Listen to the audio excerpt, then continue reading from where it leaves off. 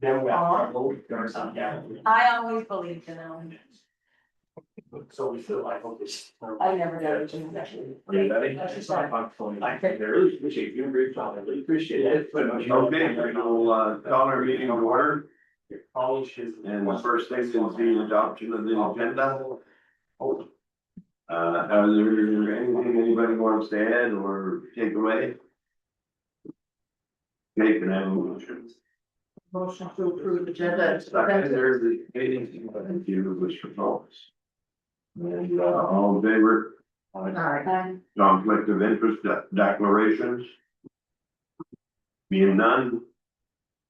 We'll start right off with public presentation. George was here.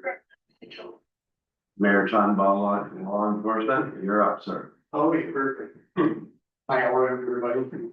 So I'm Jordan Steer, the Director of Maritime Enforcement Services, and I'm the bylaw auditor for Aylward Group. And Jason here will be your bylaw too, so we will need to appoint him soon. Yeah. So, yeah, so we're just here to talk about our company and who we are, and so you can understand a little bit more what we do in your municipality. So we will help you to take decisions when we need you to take one. So, yeah, so we can just follow the slides. So what is a bylaw officer? So a bylaw officer is really, some officer will enforce all the bylaw you put in place or the municipality have. Can be like parking enforcement, animal control, or unsightly. Like here, we do more like unsightly premises. But all type of bylaw, if you have bylaw in place, we enforce it. So yeah, and maritime is like it's like how can we say that the first company like to in the New Brunswick to give like contract to municipality. So we have like 25 municipality and 2 commission, and I have 16 officer working in only New Brunswick.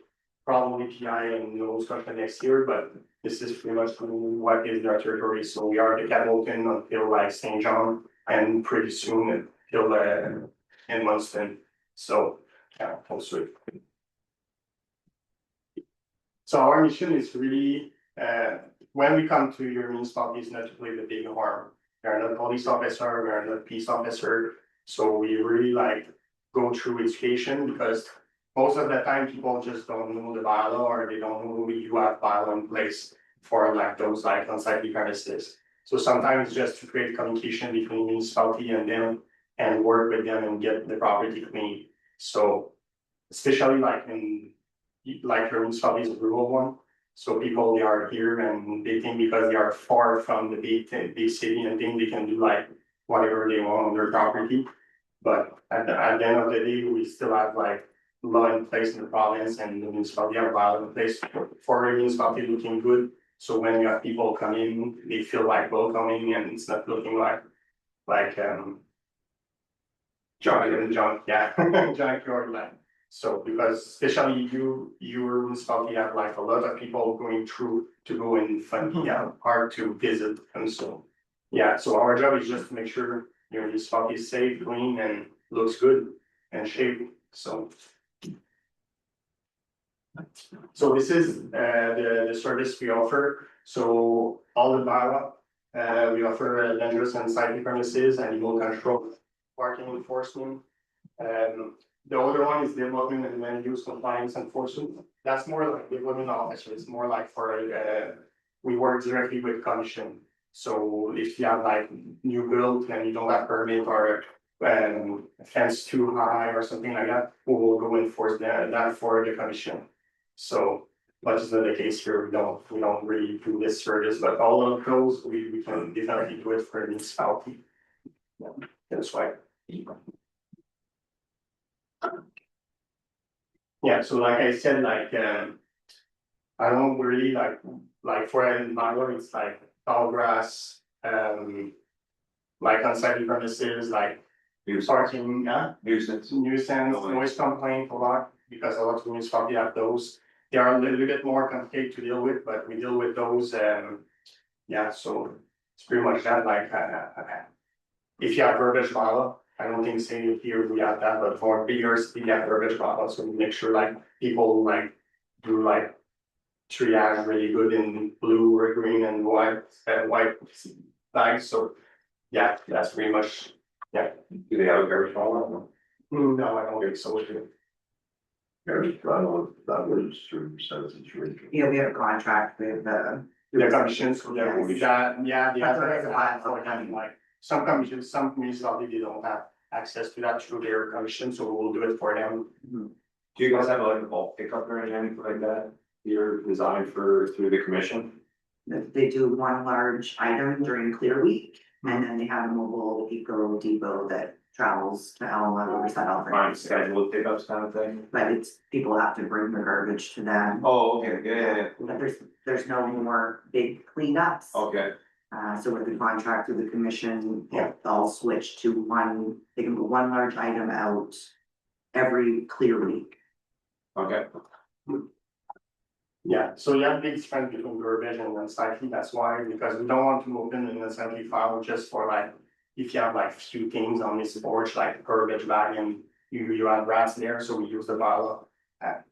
Then they're just inside the premises. And just inside the premises, it's really like this two picture here. It's really like bad like that, so we need to like take action because we have safety issue for the municipality. So we need to like demolish the house or get that safe, put boards on the window and everything. Or like they're like, it's just like, it looks bad for a municipality, like, you know what I mean, like when people come through the municipality and they see all this, it's just like, people are going at last time just to like stop here and just continue their road, so. That's why we are here, like to make sure, so everybody respect their rules, so, and like I said, like file like that, you know, like personal stuff for people, and you go on their private property. So you have a way to approach them, and like our way is not to take harm and say like, you need to clean everything right away, and because probably the guy did that for, or I don't know, she did that for like 50 years, and now you come today and you told them like, you need to clean all your stuff. That's why some file did sometimes can take a year or two, like it's just because we work with them and we try to. And sometimes it's too with mental issue, so we need to take that in consideration too. But we have training like remote when like mental issue and things like that to deal with those person and resolve the issue without to like do like legal process with them, so. We have like pretty good results file, and we have pretty good report here in the other room, like the close file before we take like real action.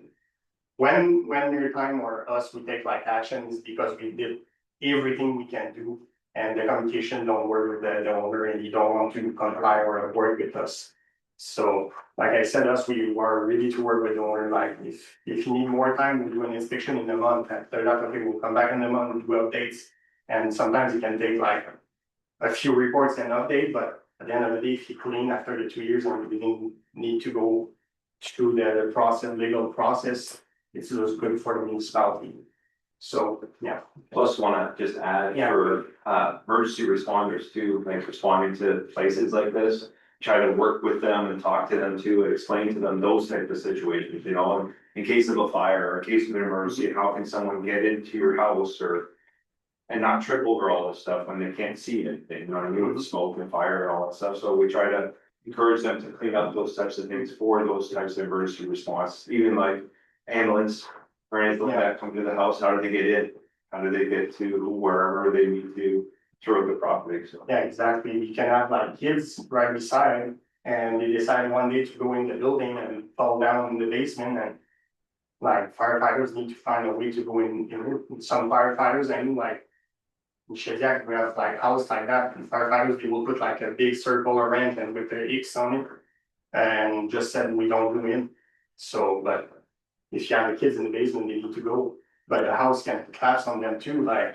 So, and create like a big issue for the municipality, so that's pretty much for our building and. Well, especially being exposed, windows open and doors Yeah, open exactly. and the left, you know. Yeah, and we always ask the expert report like from the engineer to inspector, Yeah, that's right. structural engineer, like So. Fire chief. Yeah, we do really every step now, so. Like, we'll start like, and we'll just go through the process really fast, not just to understand where, like, when, because you will need to take a decision sometimes because we pass through, like, we pass everything to the council. So you will take the decision at the end if we go clean or not. So really, we have like a friendly process first, and we have the legal process after. So we have like the first inspection, after that, it's like a form for like friendly, said, okay, you have like 21 days to clean. Or like a month or 60 days, depending how the property is big. After that, you have the second inspection to check if it's working on his property to clean it. If it's not, we'll go to the Form 4. So Form 4 is the first step legal. So that's, you have 3 weeks to clean his property or demolish the house. If you don't do it, I will send like I will ask the council to type the decision if they want to demolish the house or not. If he's compliant with us, we will just do an inspection, a final inspection, and we'll give like times to him, but we'll follow up like every month or 2 months with him to make sure he's still working until he clean everything and we can close the file. So pretty much that.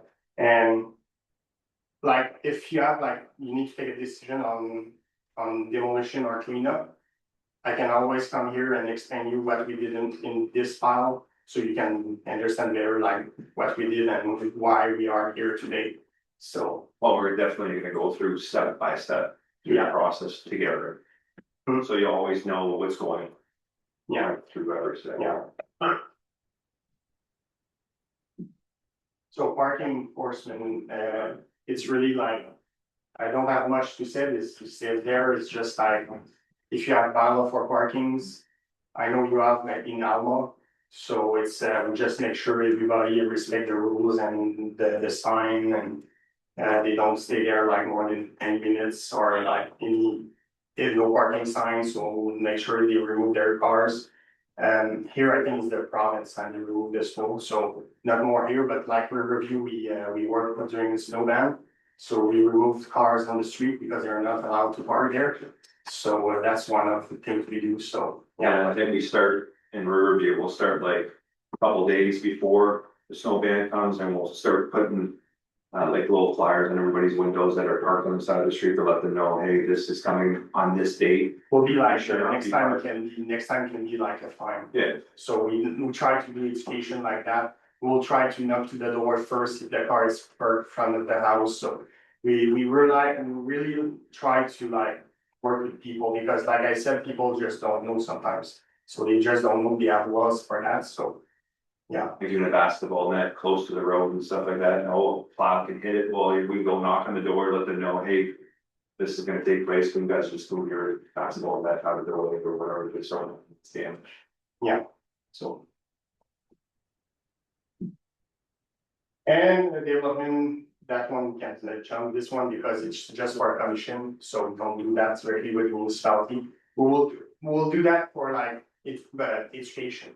So like if we know somebody have like a new build, we can just go see him and say, I really referred it for that, just go ask the commission. But we'll not like actually enforce things because it's not our job. It's the job of the commission to doing that, the development officer.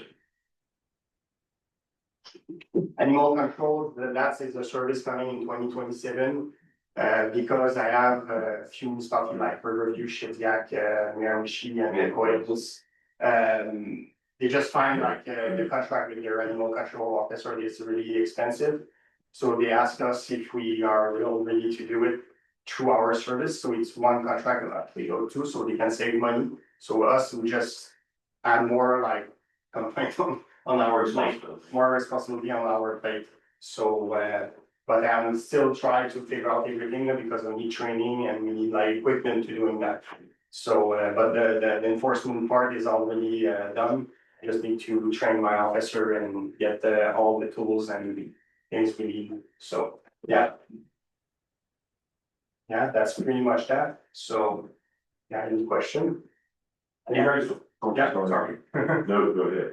Are you guys private or are you provincial? Yes. Or, No, we are private, so it's a private company. and where's the base of? It's Moncton. Oh, no, On in Dingberg Drive. Okay. So I'm the owner, Maybe they want. yeah, and I have my other owner he was a lawyer in Ontario. So, And yeah, there's 16 officers that you have. 16 officers working with us, and we have training every year. We do our user force every year, like first aid, and we have like first responder, like training. It's not, it's a first advance.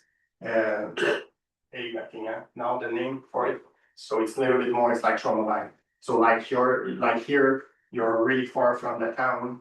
So like some place like in the north in Chicago, like people sometimes are the ones, it's not, the paramedics is not like. They're 45 close. minutes, 50 minutes away. Yeah. Even volunteers. Yeah, sometimes, and so if something happened in front of you, you can act on it. Or you're in here, Yeah, so that's the training. I ask a minimum of like 3 years in law enforcement or like policing for his foundation course. Like I said, at the end of the day, we are not like peace officer or police officer. We cannot enforce the criminal code. So we just can enforce bylaw. So if you ask us to enforce something and we don't have bylaw in place, it's really hard for us. We can maybe do like mediation, talk with the person. But if you don't have bylaw, we cannot enforce things, so, yeah. Rebecca, I go around. Just for understanding, Yes, how does it work in Fundy Albert with the animal control bylaw? Do we have one in place that's up to date?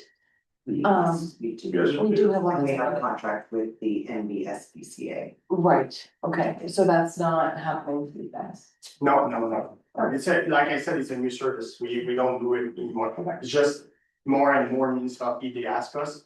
Because our service is really a turnkey, so you receive a complaint, you give it to us, we do all investigation until the compliance. We'll bring that in front of the judge and we'll like do everything. And at the end of the day, we'll make sure he comply with us. So like people, municipality, they start to liking that, like we are like now in 25 municipality and maybe 30 in January 2027. So like they just see a button. Yeah, big city too, where Miramichi, Shediac and Riverview, so. Yeah, so they just asked us to do animal control because they just want to save money, so, yeah. Plus, they don't find the quality of work that they're getting from us with the other things with unsightlies and all the stuff, parking and stuff like that, so they just figured like having us doing the same thing would just make complete sense, because they have that rapport with us face to face. It's not like an email, wait for someone to contact you back, and then hopefully that something gets happened like 2 weeks from now. Instead of right now. A few things too, like one, like I talked with Manon Pussy in Carrollton yesterday, and she said she was really happy because I didn't insert email like for one day. I think I'm really fast to insert my email, but she said like she was really happy we were open because she said every time she hired like a bylaw officer in the house, he always quit because he cannot do the job alone. Like with us, you pay for one bylaw, but I have 16 in the province, so I have like maybe one of the review can just come like 5 minutes to assist him for an inspection. So it's less hard on the officer to like. Sorry for the if you get like a little bit shit on him, like if the person that's yelling at her. It's less hard to be 2 than 1 alone. And RCMP, you cannot call them like all the time, like they are busy, they are full busy, so. At the end of the day, we're supposed to be doing job alone, like, you know, I mean, we have RCMP all the time, so. Yeah, so we start just enough hours for this like that. So how is that calculated, as far as the cost that we pay? Is that calculated via service? So if you offer all of these things and you're not doing, let's say, animal control here, So, is that a different cost analysis for here as opposed to places if you're doing that? animal control? Well, you're saying you're doing, in Fundy Albert, Yes. a few of the things that. Yes. You outline that you do all over the province. So does that mean that how our, It's all costs are included. calculated? It's all included, like, if you, I don't know. If you wanted to, you would do animal Yeah. control, no extra. No, it's how I charge my prices by hours. So you are like 40 hours, 32 hours, 16 hours, 8 hours, but next year I will remove 8 hours. And I will just work your, any complaint you have during these hours. So that's the way we do our contract. So if you take us next year for animal control, then we'll just include that in the 16 hours or 24 hours, so, yeah. Okay. Mr. Leckey. Yeah, how often do you, report to council or to operations? And Kim asked me an update every month, so she will bring you like, providing like a word sheet, so she can like have all the update for each file we work on. So, And is he informed every time a file's open? that's what I can use off. Yeah. They go to you? So we do nothing, like, we'll not take action before asking Kim or like the municipality with their consult first. And no legal action or like demolishing a house, we cannot come back if we take action. But the council will take the decision, okay, we'll move forward. I need that, like, I need the letter from the council who said, we approve you to go demolish a house. So I can prove to the judge, the municipality is aware of what we're doing. So, yeah. Perfect. And one last question, sometimes in a village like Alma, the busyness is part of the attractiveness of the destination. Yeah. So a little bit of, sometimes like in Europe, you park where you can fit a car. Yes. And as long as you're not blocking laneways and stuff, I would suggest during tourist season that some lenience should be there. I don't know what your position is. I'm just here to offer a service, so it will be more talking with your council and municipality of what you want. And I'm definitely open on anything you want to enforce, like if you have a violent place, yeah. A lot of the times too is, we don't try to jump as it fines right away. Yes. Kind of get the word out there, start building relationships and talking to people and more public education. I think at first would be our approach to be the best. Just a precinct of the officer sometimes will just help. We'll try to talk to Pearson. People, they just don't know sometimes, so that's what I repeat often, they just don't know, so. Or like when we're on vacation, in a nice place like this, right? Blinders on, you're just, hey, we're going to that store, or we're going over here, we're not even realizing where we parked or what we did, you know what I mean? We're just in vacation mode. Exactly, So it's just, so we need to work with this guy.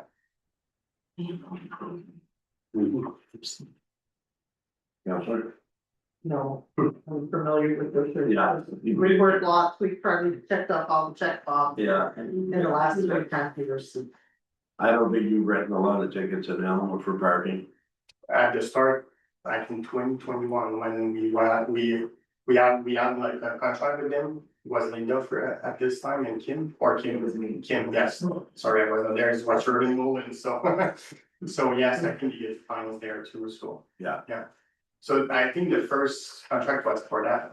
It was just before I signed, yeah, And I don't think the fines were issued, it was more education. more education, yes. And that's the right way. Yeah, that's the right way, like. Our goal is not to municipality look bad, so it's really like look professional and make sure everybody is happy to come here and safely. So, Okay. Thank you very much, both of you, Kevin and Jason, and yeah, appreciate your time. Coming in. anytime you need to come back here, like, if you have any question, ask him, or you can contact me directly and discuss and like answer your questions, so, yeah. Thank you. You're free to, you're free to run. Yeah. Yeah. Thanks again, guys. You know, I will send you more this. Okay, Keith Martelli. How's it going? Welcome, good, sir. You? Sorry? You're doing well? Yeah, we've been getting lots of time, sorry. That's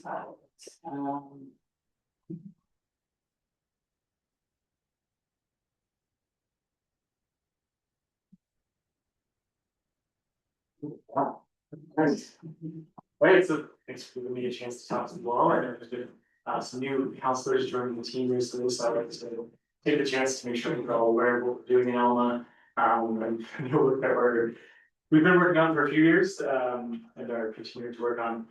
So for anyone I haven't had a chance to meet yet, my name is Keith McCallum. I'm the executive director of the Guardian Ecology nonprofit. My background's in ecology and ecological restoration. And I also hold a professional certification in ecological restoration as well, and I've been doing, actually did the math and drive here, it's 12 years now. Ecological restoration work and studying mostly on invasive species and the restoration of invasive species sites invaded by invasive species. So Guardian Ecology is a nonprofit that I started with some of my colleagues a few years back. We are kind of targeting a specific niche among other existing environmental nonprofits. So a lot of them either are geographically tied to watershed groups, or they're tied to land purchase models or certain ways of operating, like the Nature Conservancy or Ducks Unlimited. But we really wanted to focus on supporting human communities by using the restoration of nature to help them address or solve problems that they're experiencing. So the Nawi project is our main field project right now. We started it back in 2021 in the previous village of Alma. Nawi is a particularly challenging invasive plant. Anyone who's worked with it knows that. And in addition to that, when we started this project, we were speaking with the Alma Village Council and determined that the typical way of addressing Nawi invasion, which is repeated spraying, usually with glyphosate, isn't appropriate for the village of Alma. A lot of our site landowners don't want glyphosate spray on their property, and a lot of our sites are along the banks of rivers, especially fish or endangered Atlantic salmon bearing streams, so we don't want to be doing any spraying there. So we started a method of repeat cutting at each of our actively managed sites at least twice before peak growth, which is about now, and then as many times as possible during the rest of the year. And we follow up with live staking and planting, seeding, and we're starting to look at some soil movements to help speed up the process of recovery of these sites. This map here is a survey that we did of the whole municipality in the fall of 2024. So we just wanted to start assessing the scope of the Nawi invasion in the whole of the municipality. So Alma is the biggest hotspot. We also have smaller hotspots in New Horton, along Mennel Road and Noble Creek and Hopewell Cape, and then smaller, more dispersed spots in Riverside, Albert, Sheppey, Edge's Landing. There is at least one Nawi site in each of the wards. I think so. Ward 6 only has one, Ward 5 only has two.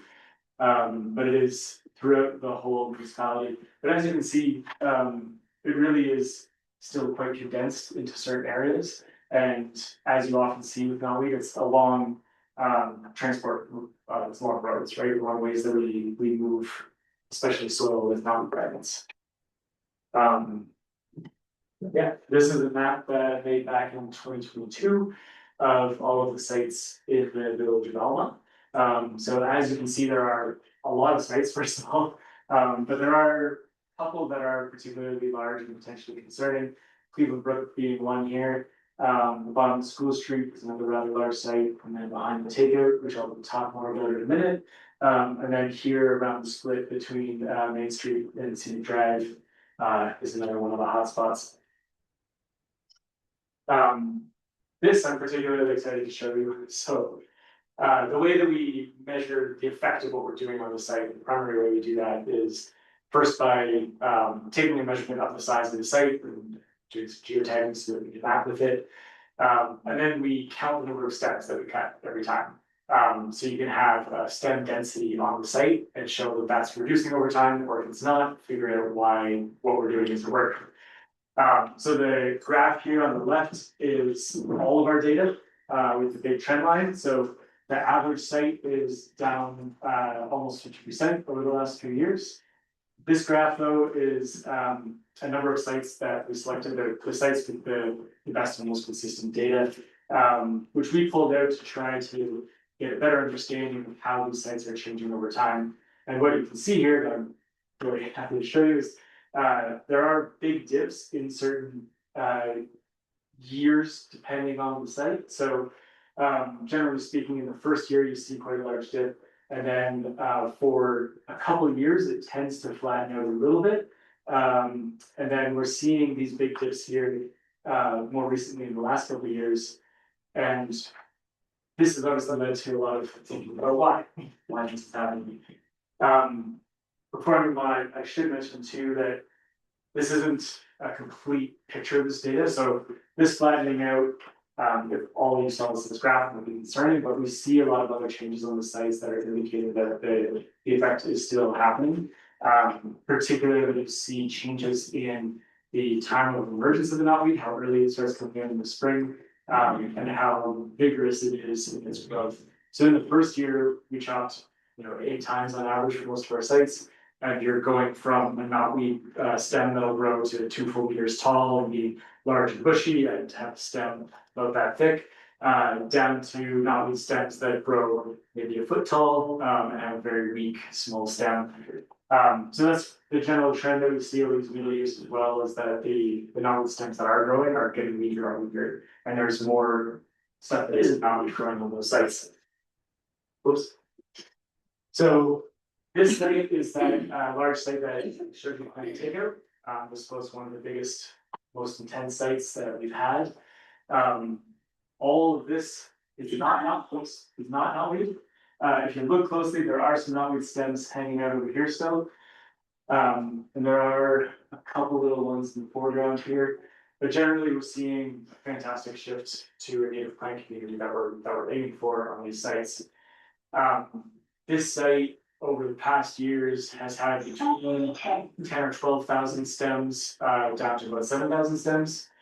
We may not be quite at the peak growth this year because we had such a late winter, but the last time we had this, it had 1,800 stems. So there's been a huge drop off so far this year. And this site has also been really key in trying to solve why that's happening. So it's great that we're seeing these big drop offs, but if we can figure out what's going on, what's making those differences, then we can try to recreate those conditions on the sites and speed up this process. So you can see a bit of a gap in the vegetation there, and you can see hopefully that this is all one type of plant that's different than the plants around it. So what we actually did here was test soil amendments. This was just compost. So I made some compost, dug it into the surface layer of those 2 sites, and then we seeded this area. Interestingly, not with the plant that's popping up. Seeded it with a native seed mix that doesn't include that plant, which is actually not native. So what's interesting here is that the sites where we added nutrients aren't where the native plants are growing, which is what you would expect if you're reintroducing nutrients to the soil. You'd expect more stuff to grow. So my best guess right now, with what we're really focusing on investigating this summer, is that the native soil fungi in the soil are being degraded or pushed out by the knotweed. So the knotweed has certain effects on the soil, especially when it's been on the site for a while. It tends to degrade the structure of the soil. It tends to take out certain nutrients, which makes it harder for other stuff to grow in that soil. And the mycorrhizal fungi can make that difference, so native plants have a better ability to grow on these sites. Knotweed doesn't associate with mycorrhizal fungi, so it doesn't care. But what I suspect that we're seeing here is in turning over the soil to break up that fungi. So when you till soil or dig it up and put it somewhere else, right? You're breaking up all those small fungal networks. So it's likely that those stayed intact in this area and then got broken up where we added the nutrients, and that's made a bigger difference than adding those nutrients. So we're looking at ways to do field assessments on fungi versus bacterial presence in the soil, and a number of other things to try to parse out why this is happening and then figure out how to recreate it on our other sites and hopefully speed up the process to get rid of the knotweed. So moving on from the knotweed project, starting last year, we also started doing some water quality monitoring for the village. Last year, we monitored 17 sites, as you can see in the map there. Overall, the water quality is honestly surprisingly good for a drought year like last year. The one site in Hillsborough, which is the drainage brook just down the hill. I would say if you really want to swim, maybe wait until it's not a drought, or don't swim there. It's not very pretty. But none of the levels were any sort of concern. So generally speaking, even for small water courses in a drought year, the water quality in the municipality is really great. This year we passed off 9 sites, generally in the more northern section of the municipality, to the Petitcodiac Watershed Alliance, because it's part of their watershed jurisdiction. I haven't heard from them yet this year, but as soon as I do, I'm happy to make the introduction. We also removed the Long Marsh Creek site just because that's too strongly tidally influenced for proper freshwater quality monitoring. So we're going to be continuing this year to monitor the 7 remaining sites in the lower part of the municipality. We're also working with RPC Labs in Moncton to try to set up a knotweed eDNA test. So what that would mean is that we could then take a water sample from any water course, send it into RPC Labs, and they can tell us if there's likely to be the presence of knotweed above that point in the water course. And once we get that test set up with them, that's something that'll be available province-wide, so it benefits more than just us too. Water quality monitoring is entirely funded by ETF funding. So this is just a pure benefit to the municipality, which is always my ideal. But it's really our project, so we have a lot of control with our project. We have a lot of control over what we do and where. So right now we're doing a surface water package and E. coli test for all of the sites, which tells you basic mineral and contaminant levels, as well as the presence of E. coli if it's there. But for example, last year, talking to operations, there are a number of sites that we selected intentionally to be just below the well protection fields that we could keep an eye on the water qualities in those areas. Yeah. So that's it. So thanks to the municipality, of course, and all of the other wonderful people that have been involved with or supported our work. This is just a picture of a volunteer day. Yeah. And if you have any questions, please feel free to email me or give me a call anytime. In the summer, I can be a little slower to reply to emails because I'm in the field a lot, but I try my best to stay in communication. Concerns. I don't. Do you have any questions? Do you have any questions? Just don't know much about it, other than I Googled it, and it said it had holistic properties to it, but. What's, if you let it go, what would happen? That's a great question. So it poses a risk to infrastructure and to ecology. So it is very well adapted to growing in disturbed locations. So like I said, if you have that turned over soil, it'll grow faster than anything else. It'll start dominating that site, and then it changes the soil to stay dominant on that site.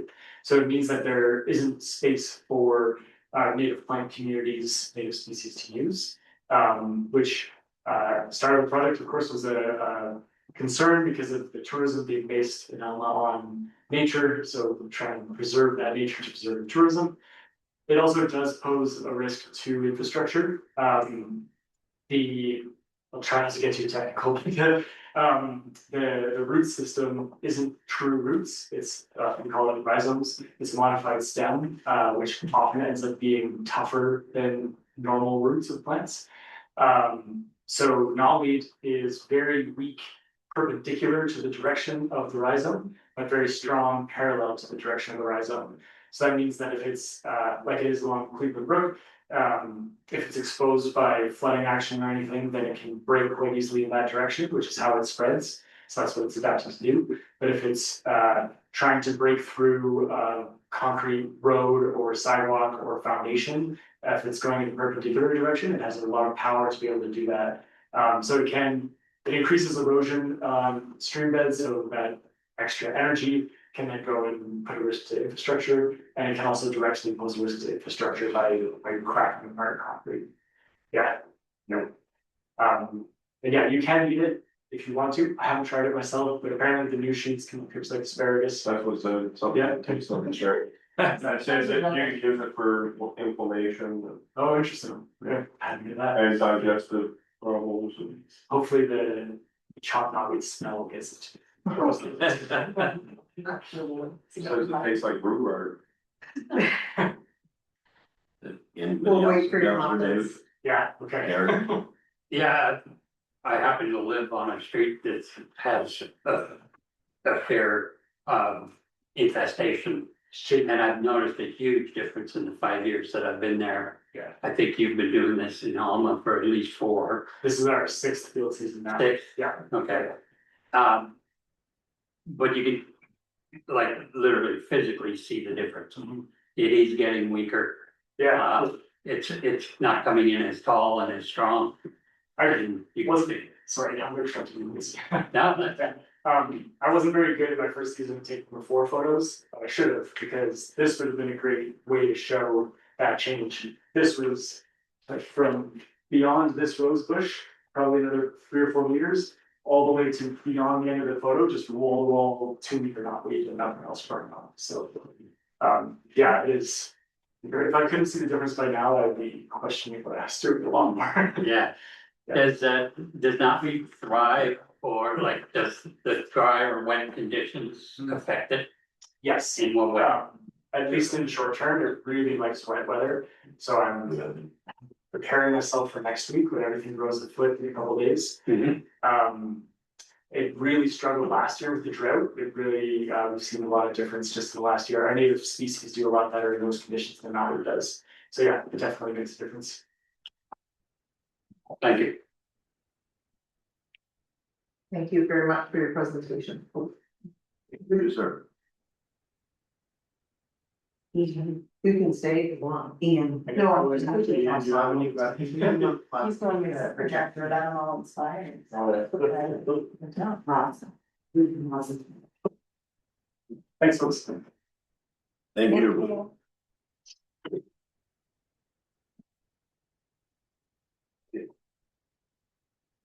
Information items, line 360.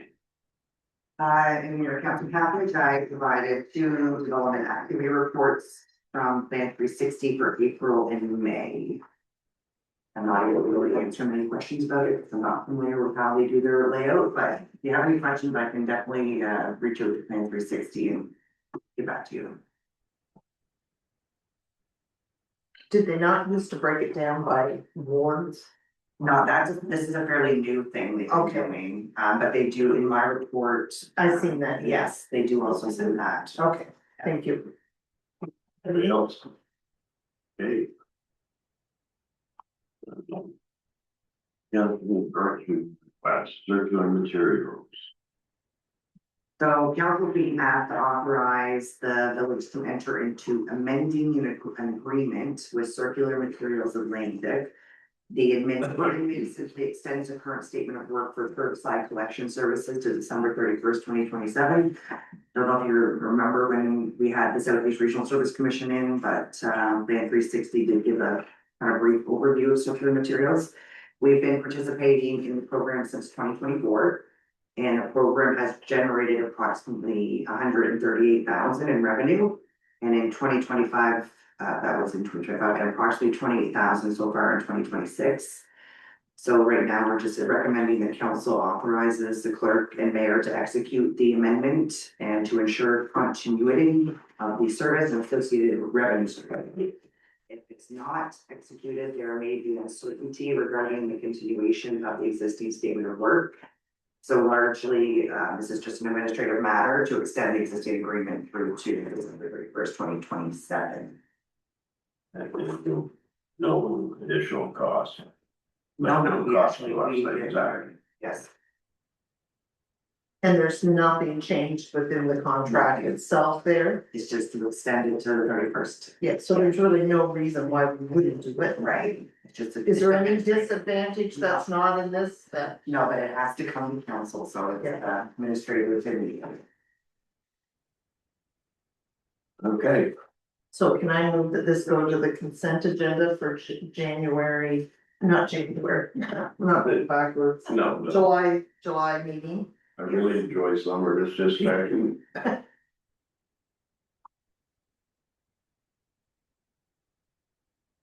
Maybe second for that one. Go to the consent. Rebecca Davis. We need it all, yeah, okay. Any questions, all in favor? Aye. Carry. Okay. Appointments to committees of council. So council is being asked to consider appointments to the 5 committees of council for the current term.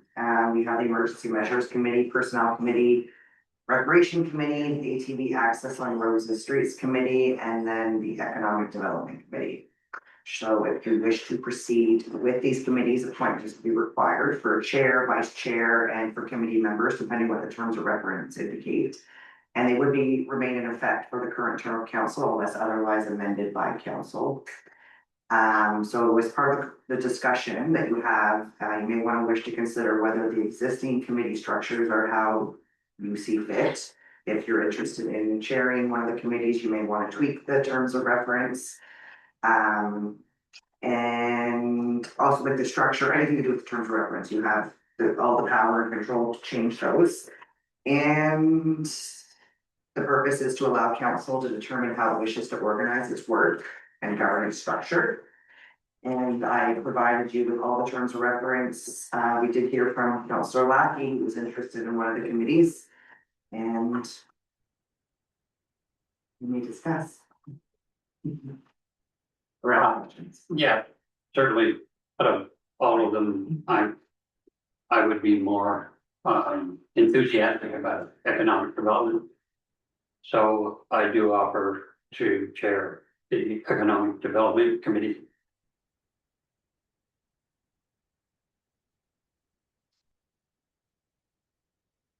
Everybody's good with that. Doing your vice chair. Yeah, I'm not sure what's in there, should have a vice chair. Would be okay to vice chair economic development also. Okay, for vice chair. So, and see. So based on our conversations. Over the last, through our training exercises, is there any committees that we are going to choose to put a halt to right now? Good question.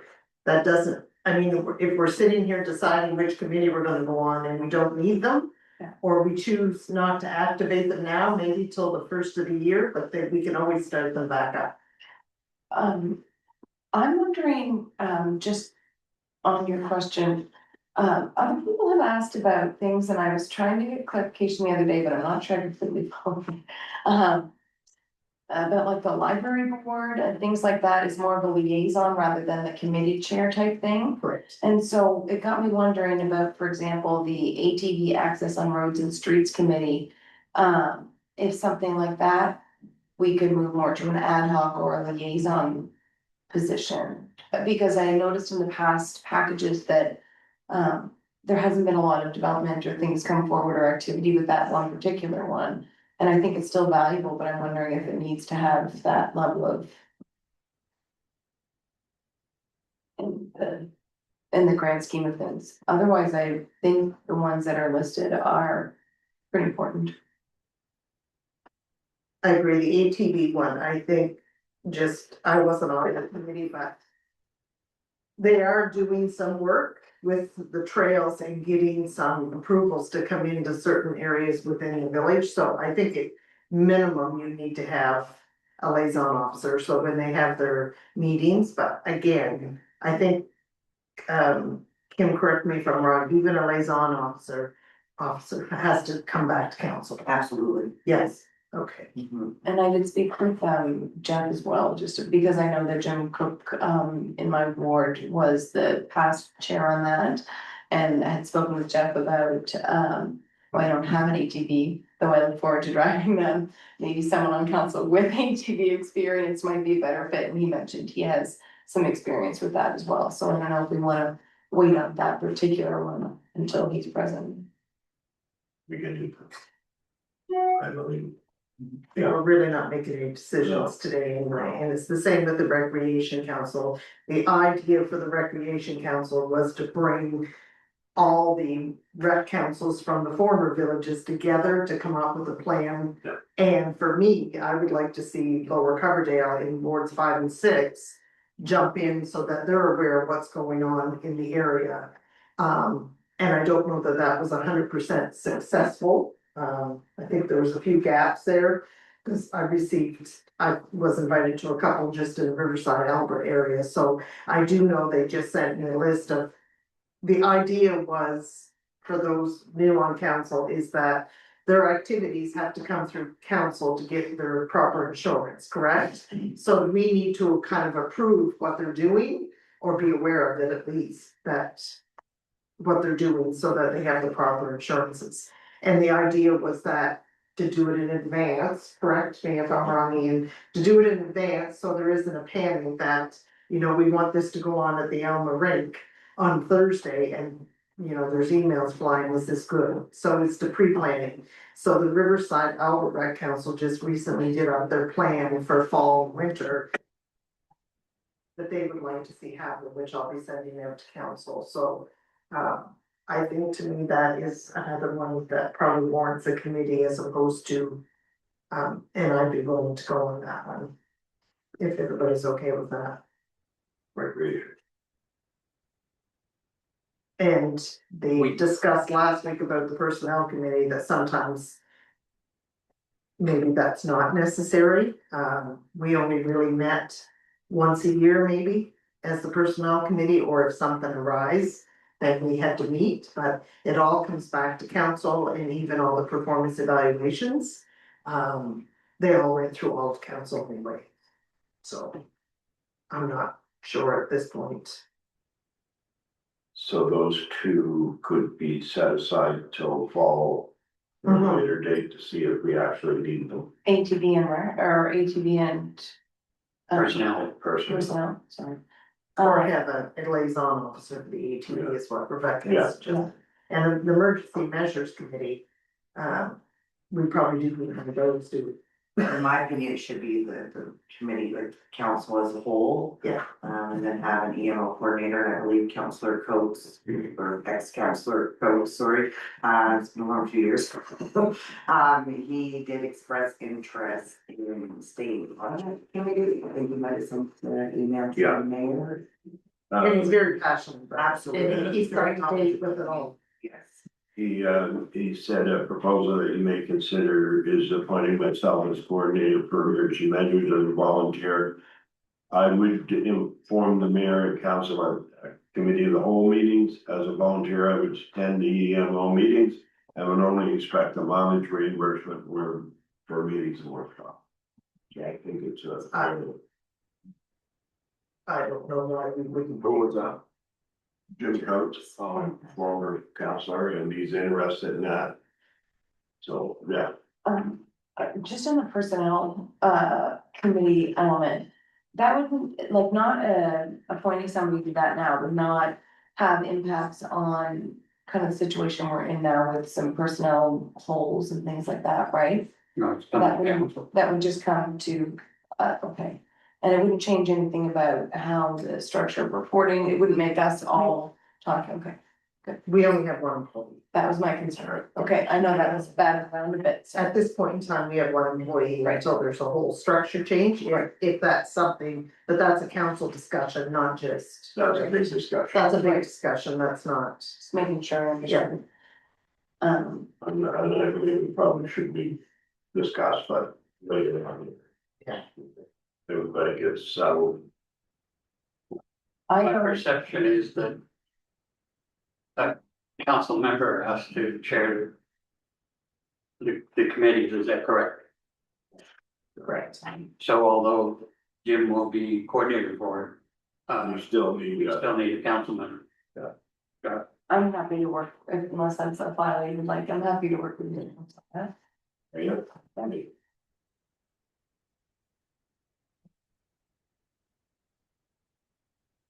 and then members who we. Do we need a vice chair on that as well?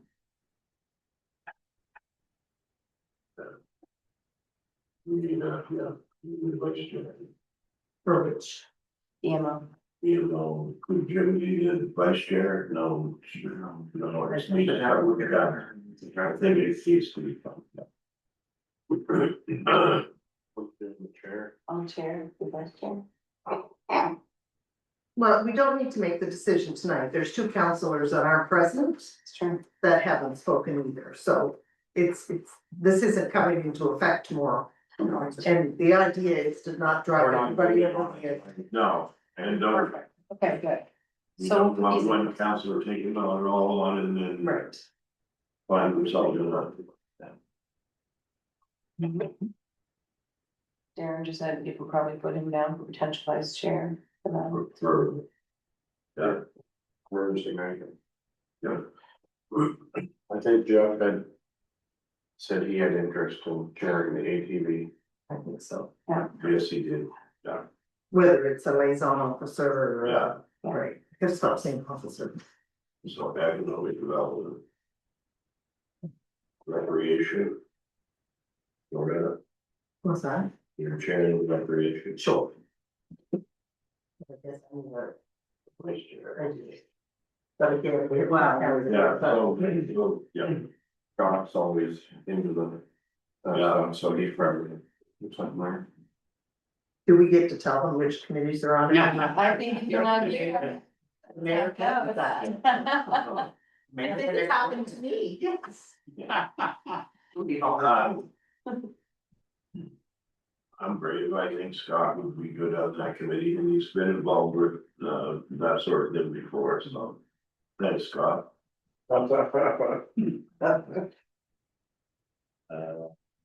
GMO's good. Personnel, we're gonna let sit, recreation. Chair or vice. ATV, cut that back a little bit. Economic development is good. So we have to work on getting members, right? We have the chair and the vice chair for those of it. We're good? And how does it work to do those other liaison pieces, like the library and things like that? How does that work?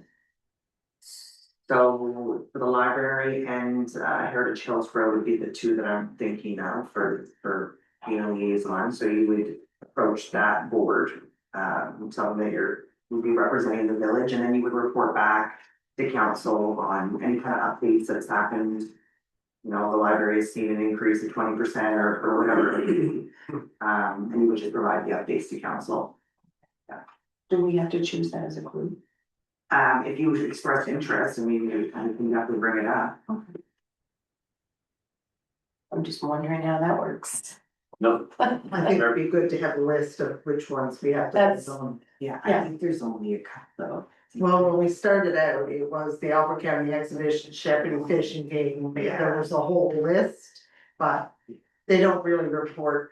No, so typically it would fall under whatever Fundy Albert is someone who's responsible for, so Heritage Hills Road, the Steve Sales Museum is property of the village. We own it, so the Heritage Hills Road works out of that building, so it's important for, you know, council to know what's going on, what the struggles are, et cetera, et cetera. And then the library, the staffing is paid by the province, however, it's the village that provides the space and any kind of thing. So that's a liaison, I guess. Could we get a list? Yeah, for sure, yeah.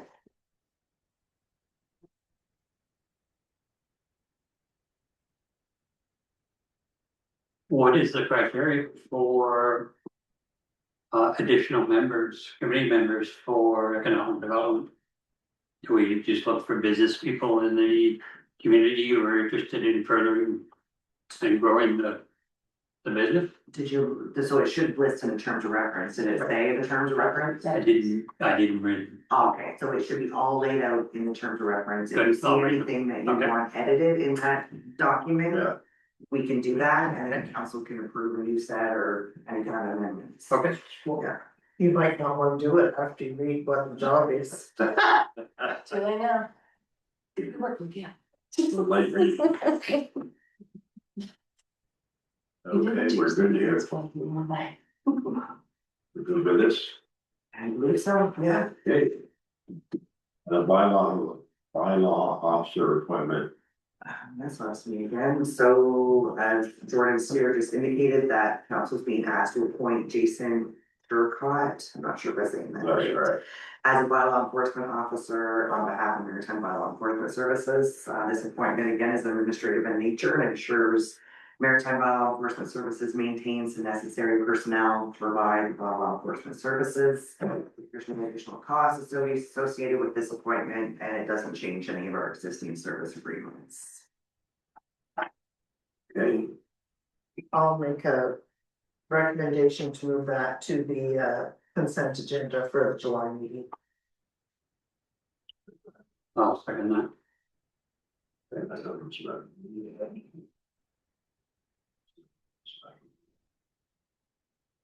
No.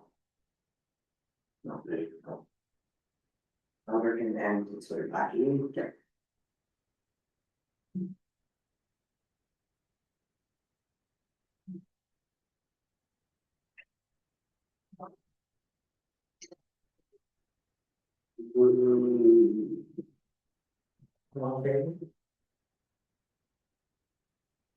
Okay. You didn't believe me. Young Street Development. Oh, we have a motion for that. Yeah, so, okay, Lucky. Second or what? Lucky, that's Lucky. All in favor? Aye. Young Street Development. Okay, good evening, this one is for a couple of parts to it. Firstly, have a developer come to us for its country 60 proposing a 52 unit apartment development on Young Street in Hillsborough. To allow this to happen, he needs a rezoning request to go in. As part of the rezoning request, Plan 360 approached us to confirm that we can service that development. As 52 units represents pretty much a 10% addition to our water system. It's not quite as simple as saying, yes, we can do it. There's a lot of aspects in there that are kind of outside of our, core knowledge to confidently say yes. So before the rezoning can move forward, we need to get a study done to confirm that what kind of impact it's going to have on the system and it's not going to affect any of the users in the around area. Obviously, these studies cost a bit of money. We approached Angrove and they suggested it'd be in the region of $2,500 to $3,500 to do that study.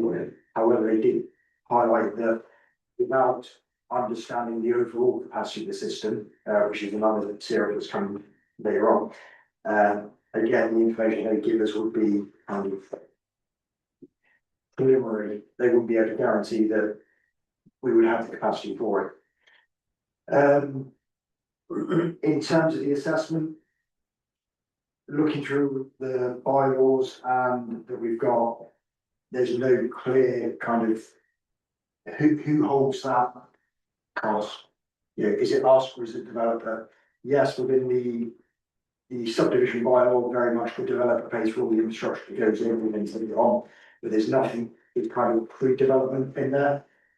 So the first kind of point for discussion is who holds that cost? Is it us as the village or the developer? I reached out through the AMNAB network, had a couple of responses back. One village had looked in, thought, well, this is a good opportunity for some development. We will pay that up front so we get the information. However, then that didn't move forward. So for them, it was a $10,000 kind of cost that didn't come to anything.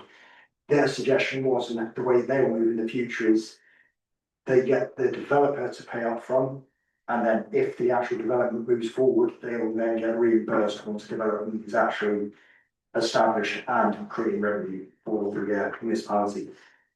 The other response I got back was to suggest getting funding from RDC to do a capacity analysis, which again, one of the other CRS we've got there, there's, I'll discuss more in a minute. We've already got that funding to do that capacity analysis.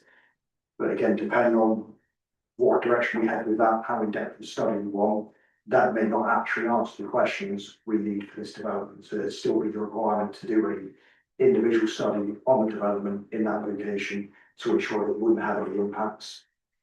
So yeah, first point of discussion is, do we want to move ahead? We're looking at a study and getting that information to allow this development to go into the rezoning application. And secondly, if we do want that to happen, where does the cost sit to pay for that?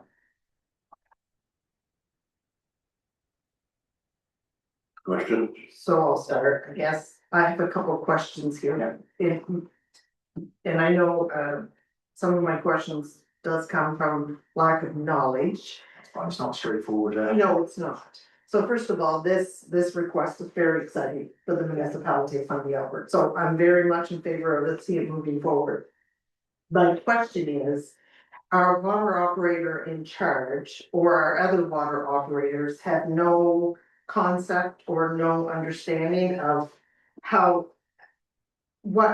I guess my question is, they don't know, we have to get somebody outside to tell us what our capacity is, and So- why is that? When I approached our operating charge about it, it was very much. If it's an individual house, she's quite confident saying, yes, we've got that capacity. For a development of this size and understanding the draw in the system, the water pressures and everything, it's beyond generally what she had the capacity to kind of calculate, because it's not just a matter of when you look at where Young Street is on a dead end line, to have 10% of our system drawn on that one line. Yeah, it's a bit more complex than just adding to the system. I do agree with that, but so I'm gonna use an example of the laundromat. Yeah. When the laundromat came in, I don't think we did a study as to how much water they were going to use. Looking back through my emails, this is just before my time, so there is a few emails knocking back and forth. I do believe that Englobe was approached to make an assessment on the impact that would have on the village. And what was the impact at that time? Because they would be using probably more water in comparison, would they not, than, Eventually, the results that came out of that was they would class it as 5 units onto the system. I guess I've not got all the yeah, I details. just remember that, now they used the. Yeah. And 5 against 50, so So my next question would be, and I know this is the discussion portion and it'll be decided in July, but should we choose to go ahead and have this done? However, whoever pays for it, which is open to discussion as well, what is the time frame to have this completed? the developer is very keen to get an answer as soon as possible. They want to be building their first unit in 2027. So to jump through the hoops of rezoning. Right. And then. We gotta go through the public consultation and all that, but how long, if we choose to go ahead before we have this information back to the village? If we approve it in our first meeting in July, regardless of who pays for it, whether it's 50-50, 100% him, and then we reimburse or we pay it, or whatever the case may be, what is the time frame to have this done? I would give a quick comment around about October. October. Yeah, so if you chat with the different engineering companies that have talked about doing the capacity analysis, they're saying it's 6 to 8 weeks work to do the capacity analysis. So, yeah, I would say we'd have September earliest, I would say we'd have a confident answer that we can build this and not worry about what's going on in the background.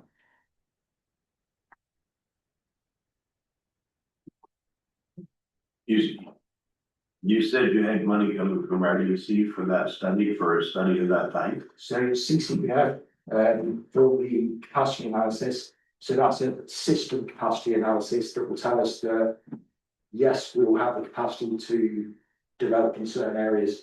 It won't go into the intricate detail of if we put 52 units just here, is it going to impact other residences in and around that? But isn't that, sorry, go ahead. When does that study start? We'll come to that one when we do the theoretical capacity analysis. No, but when will you have a plan to start it? You've So, already got the approval for the money. Well, I guess what I'm asking, why can't we add a little bit to that and cut the cost back a little? Because they've already got. So I'll talk about more about that when I do the capacity analysis. Okay. There's a couple of different price ones there and Yeah. I'm coming to that. But yeah, Would it slow it down to just add to your question? Would that slow it down? If we just built it into that one? it would be generally when you have the capacity analysis, you do it as a generic across the system, looking at is it worth developing here or not, or that. Right. But still be more detailed questions to be answered about each individual development. So we could absolutely include it in the capacity analysis as a standalone question. Or something like that, and it's certainly something I could talk to the engineers on to almost do, it'd be more scenario analysis rather than specific things we say. So if we can expand up that end of the system, if we've got 52 unit development there, how much would that impact? And that's what we want to get out the capacity analysis is, where can we develop and by how much? And where's it just not worth us for developing? If it slows one down and sped up on the other end, instead of doing two different reports, that's what I'm thinking about. I don't know the scope, that's. So more discussion with the engineers to really figure out the capacity analysis, so. But the rezoning, is it for 13 apartments or 52? So Because- actual rezoning will be 52. It will be 52. Yes, because they want to rezone the whole PID for that. So we can have plans, give so they can get their plans, so Yeah. know exactly what they can do. And our. Anyway. Like Greensboro, would this require its own lagoon at some point? No, So you're suggesting that they, but yeah, it is the kind of wastewater system, the sewage system in Hillsborough should be able to handle it. the wastewater systems my least concern, because where Young Street was situated in, it's just adjacent from the lagoon, and there is a sewer main that runs right down past and it's the actual sewer main's big enough to take it. The only real question we've got in terms of wastewater capacity is, was our lagoon designed to, service X amount of properties? I'm pretty confident who I spoke to was that lagoon was actually built with excess capacity when it was done. Unlike Greensboro, which What level of confidence would we have in Englob's $3,500 report? They seem to have given themselves 1,000 ounce for any placing all the risk back on us. So, in the email they sent me about that report was very much without a capacity analysis, the information they provide us for that standalone report for that development would probably be low to middle confidence without knowing the actual capacity of the system. So would that be any different than our water operators? Understanding And of that's standalone for me. It's the capacity analysis I'll talk about later is almost the thing that underpins everything that, as we get development, that we go back to that. Right. How long will that take if we go ahead with it? That's about 6 to 8 weeks study for the capacity analysis. So that's time. The big one. So that allows the developer to kind of move forward. Yeah. We're not holding them back. Good. no, we would be holding them back. Well, we are holding it back, because with my understanding from what I've read. Until we. Until we give him the go-ahead that we can handle the water and sewer, he can't go to the next phase of the That's right. stage. Yeah. Is that correct? Yes, Okay. okay, so I actually went to plan 36 and was talking with Caleb about it, and I was saying, is there a way that we can expedite the rezoning? And basically, we're in the process of finding out if there's enough capacity. However, they said no, Plan 360 sciences, they will not move forward on it until they've got a firm answer from the village on water capacity. Right. So what is and again, I know I talk. What is the liability on the village? If we say, go ahead, get this capacity study started, and we give a letter to say, go ahead, move to the next stage. And, cause there's still a lot of steps to go through. So can that be a condition that we start it now? And say, go ahead to the next stage for the developer. We'll start this at the same time. So when we get to the end of the public meetings, if we don't have the capacity, it doesn't go any further. Is that possible? So we can talk Plan 360, yeah, that's always the question I asked Caleb was because I was saying, could we move ahead now? say, we're having a rezoning to start. However, on the caveat that we carry out study, and if once we receive the answer back, we can't supply you water, Right, then that doesn't move forward. right, but at least it's happening at the same time. That's kind of what I spoke to Caleb about. And he said no. Yeah, I can revisit that if you want. But I mean, to me, I think this is exciting and it's very important, and I'm trying to think of a way to keep them both moving without putting a liability on the village. So I understand it's important. Yeah. You know, we can use Alma as an example. They grew and grew and grew, and they had water issues. That's not what we want for this development or anybody else.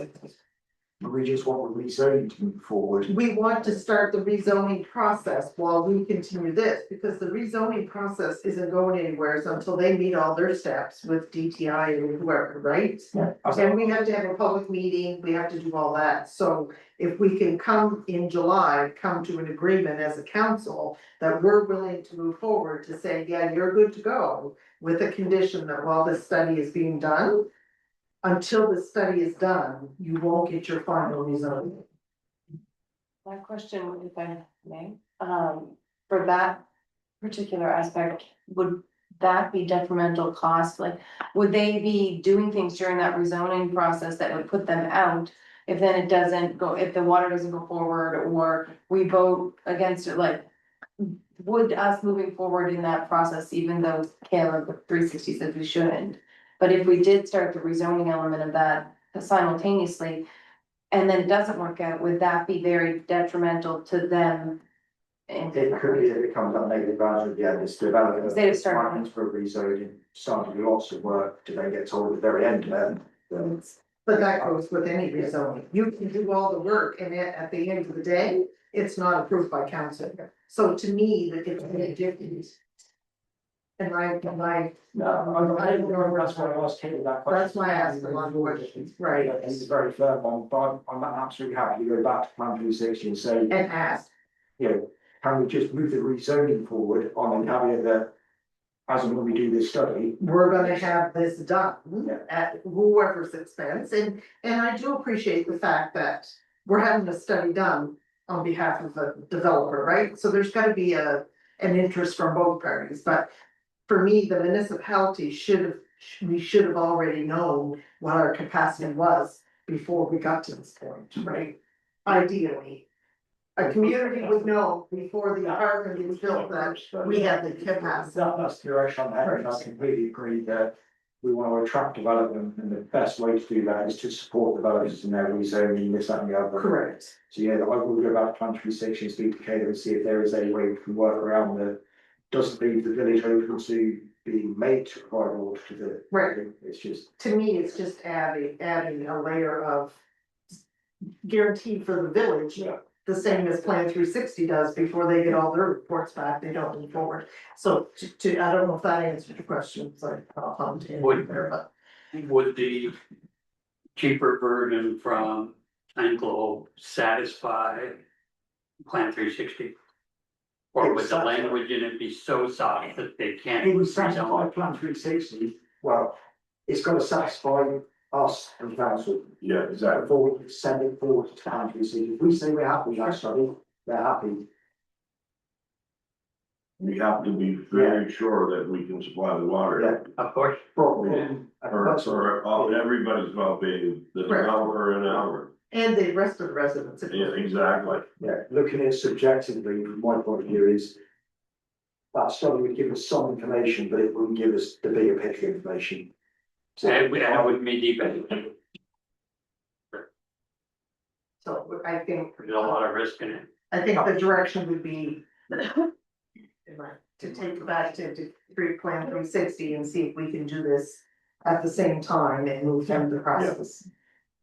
And Because I mean, once it gets to a public meeting, then what we're it talking could all about, go sideways, right? and then what we're talking about when we come to talk about this again, the next meeting is very much where does the cost sit and Right, all that. like there's an interest in it for both of us, right? Whether, like you said. Yeah. We ask the developer to pay half and we reimburse the other half once the development's done. I think, every municipality has invested or thought they were doing the right thing, but didn't get the tax dollars at the end of the day that we thought we were gonna get. So I'll come with that information for the next meeting, but Yeah, does that make sense to everybody? Yeah, and try and roll the two yeah. programs. We're on the side, together. side of consecutive. Yeah, okay, So we're not discussing who pays for it? That'll be at the. Well, we're not gonna make a decision here, I guess we can talk about it, but It seems like there's a cost regardless, I'm just wondering. cost, we're gonna make a statement or a comment to share it, cost share it. Cause there's two beneficial people, the Correct. municipality is benefiting because they know that what their capacity is. And the developer would be satisfied. If that development goes forward, you just put 52 more people, 52 more units paying water and sewage in this community. well, and like I And said, and once the property tax, development property is tax. completed, if we've cost shared this expense. Once the development's completed, then we give them back here and there, Yeah. correct? But again, that will be up for, But what about being on? We a- budgeted for it anyway. No, not this particular Not this extra particular one. You know, because the scope of the study now gets larger. Yeah. So. And at the end of the day, you know that if you can support maybe 2 or 3 more projects. Yeah. This capacity, That's it right. benefits the municipality. Yeah. There's a big benefit, there's a big benefit to I it. think the key here, yes, is who's going to pay the $3,500 bill or $2,500, whatever it is. But it is to keep both of them moving simultaneously without making it held up for anybody.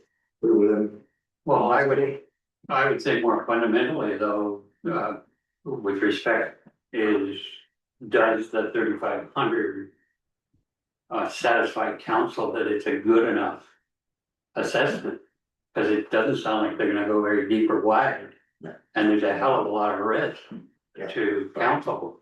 But that 3,500 is going to go up if we expand this site. Which is a further discussion. Which I'll get more into that when we talk about the water capacity analysis, Right. how everything together and. Okay. Yeah, if we took the $99,000 package from Envolve and added this Young Street project to the scope, I'm sure we're still gonna come in the low 100s. And be able to make an arrangement with the developer to split those costs and pay them back at the end. I like that. Yeah. And the Yeah. developers, It's they like, encounter this kind of stuff all the time. it's like Counselor Phillips says, we both have skin in the game, so to speak. Yeah. right? Yeah, Absolutely. Okay, okay, we're good. Asset retirement obligations. Okay, this is kind of one I inherited of the previous treasurer and CEO kind of into this one. However, because it's kind of to do with the asset list, I'm kind of taking it on. What it is, as per the public sector accounting standards, we're supposed to have, an asset retirement obligation assessment. What that gives us is, say, for instance, the water treatment plant in Riverside Albert, eventually that's going to get retired. It's understanding kind of when we expect to retire and then what it's going to cost us to retire that. Once you do that across all the assets within the village, you're talking roads, lift stations, lagoons, all of that. It then kind of gives you a map, financial map to the future of in 2030, when we retire the Hillsborough Lagoon, we've got this big chunk of cost to do that. To allow you to forecast and understand what liabilities you've got coming ahead. Obviously, we went out and it went on to NBON and we got 3 proposals come back to us. Out of the 3, I would recommend the Dillon Consortium because they have a little bit extra in there about audit defence and supporting through audits and with that whole process. Yeah. It's something we do. It isn't, so it's not a compliance thing. It's a standard that we should have in place, but will be scrutinised more if we don't have it in place, you know what I mean? So you can push it off an extra if you want, but I would recommend looking at, if we find the funding, get it in this year. So we've got that information. So. I see you're recommending Dylan over CBCL. Yep. And. How did your decision come with that? It was the additional pieces about the audit defence package, and they had a bit more support within their proposal moving forward. So rather than just giving that, here's your asset obligations, go off into the world and do what with it what you will. Dylan is very much more supporting you through the process of when you start going through audits and that. They show that they don't do any site visits, so what are they getting for information to make their analysis? It's very much what our asset register is now. So we can give them a list of assets, what they're currently worth, current conditions and all that. And that's what we use, and then just consultations online. Now, your cheapest one, I see that they actually did the ARO work for City of St. John. Yeah. And they have strong local municipal experience. So, but you still feel them, All three of the proposals, they're all done. Yeah, Yeah, they've all done. Yeah, I think three CBCA is the one that I haven't heard of before, to be honest. oh, okay. So So Dylan, you've heard they've Yeah. got good work, other, and it's probably.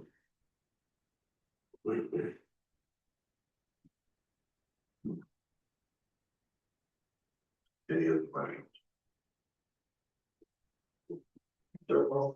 More questions. I think any of the three reports will provide you with the what you require.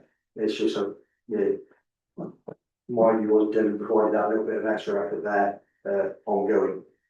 And the ongoing, explain that to me again, the ongoing effort. So it's the audit support package. So when we do get audited and they start looking at the audits going, well, you're missing stuff. Stop here because you've not done your asset retirement stuff. Dylan is there to go, well, this is how it's all been worked out. That's the correct number because X, Y, Z. They will help you out with the audit rather than just, And how much is that? How long is that additional support for? I'll have to double check on that. Like I know we're paying, potentially, as you identified, we're paying for additional support. But is it for 1 month after the report's done, or are we talking? Again, I know I'm asking a lot of questions, but this isn't my sandbox. I know, so we gotta make sure we're in the right direction. We gotta know who's driving. Yeah, I can answer that Yeah. question. It may only be for 1 or 2 years or until a certain point. Right, I know doing other research on this, an asset obligation or asset retirement obligation with asset register isn't just a do it once and forget about it. It is something you do have to revisit on a reasonably regular basis. You get more things come in. I agree. Your numbers change and this is like the question and answer period here. Oh, jumping. and again. Moving forward, I think there is some funding because this can kind of get combined to asset management in general. When I know there is some funding available moving forward to support asset management practices. Yeah, we definitely have to get a SC somehow. Yeah. But I think it would be important to identify in the next meeting where the funding is gonna come from based on. Yeah. Some things too. No, absolutely. And another thing we've got to consider as well on this is when we do start moving into proper in-depth asset management, it is supported by consultants. It's making sure that realistically we want to be with a safe consultant throughout everything with asset management. Else you're constantly asking somebody to review somebody else's homework to give you the answer on that. So. Yeah, which is really no different than an audit, right? You switch auditors and that's what they do is revert, anyway. Okay. Thank you. Anybody else? Me. Water, wastewater, That's. That by law. That's big six, right? Six, Yeah, it's water and wastewater capacity, right? Yeah, it was, and one. As I previously mentioned earlier in the meeting, we're talking about capacity analysis study now for the water systems. The capacity, the gap analysis as well is one of the key elements of our asset management and coming up with a master plan on how we move forward with developing and supporting the communities. What this capacity analysis will do is it will look at our water systems, understand what we currently got on them, how much we can expand the systems, and more importantly, the more in depth you get is where within your systems you can expand now and where you could do so in the future with additional investment. Obviously, we first come with a proposal from Englobe, I think it was late last year, early this year, for 189,500, because that is the amount of money we had got given from CCBF to support this. Obviously, got asked to go back out to get other quotes, so we put a letter together that basically outlined what we wanted, sent that back out again, including to Englobe as well, and came back with further 3 proposals. The biggest difference we found with them, yes, they're cheaper, but that cost really comes with the amount of effort that is put into the study. So with engineering, yes, it's a cheaper study, but the answer you get at the end will not be the same as what we get out of our $189,000 study. All of the cheaper studies here would let us know what capacity we've got within the systems and give us a broad idea of where we could develop or not. What a more in-depth study for the 189,500 would give us would allow us to ask those more detailed questions of what would, like I said before, scenario analysis, what would happen if I put a 52 unit development here or here. It starts to give you that more in-depth detail and confidence in the answer you've got. Like I said, the less expensive ones will give us the basic answer to what we want for capacity. However, that does leave us open that when we then get developments like this, we then do have to go out for further studies and ask, you know, the more detailed question about that. The more expensive study absolutely would not answer all the intricate detail of the Young Street scenario. But like I said, what we could do is ask for scenario analysis for different areas, which gives us a very close, more confident answer that we could use to, you know, pre-approve these developments. Kind of the recommendation I've given here is, you know, if we are looking at, you know, the upfront cost is a key driver to keep the costs down. I would recommend the revised Englobe proposal. If long-term value in a report on an amount of detail that we're going to keep going back into all the time, I would recommend Englobe's original proposal, where they've got a lot more effort going into it. I'd caveat with no matter what report we get, I could almost guarantee that we'll then get asked questions and the report won't have the answer, because it will never cover every single eventuality that we can think of. But I think the fact that we've already got the funding in CCBF and we could sit with Englobe and really discuss the scope of work to get the answers we want, I think that would be a valuable investment at this time. Do you think you can negotiate with Englobe to include Young Street in that one? I would try and do it as a scenario analysis.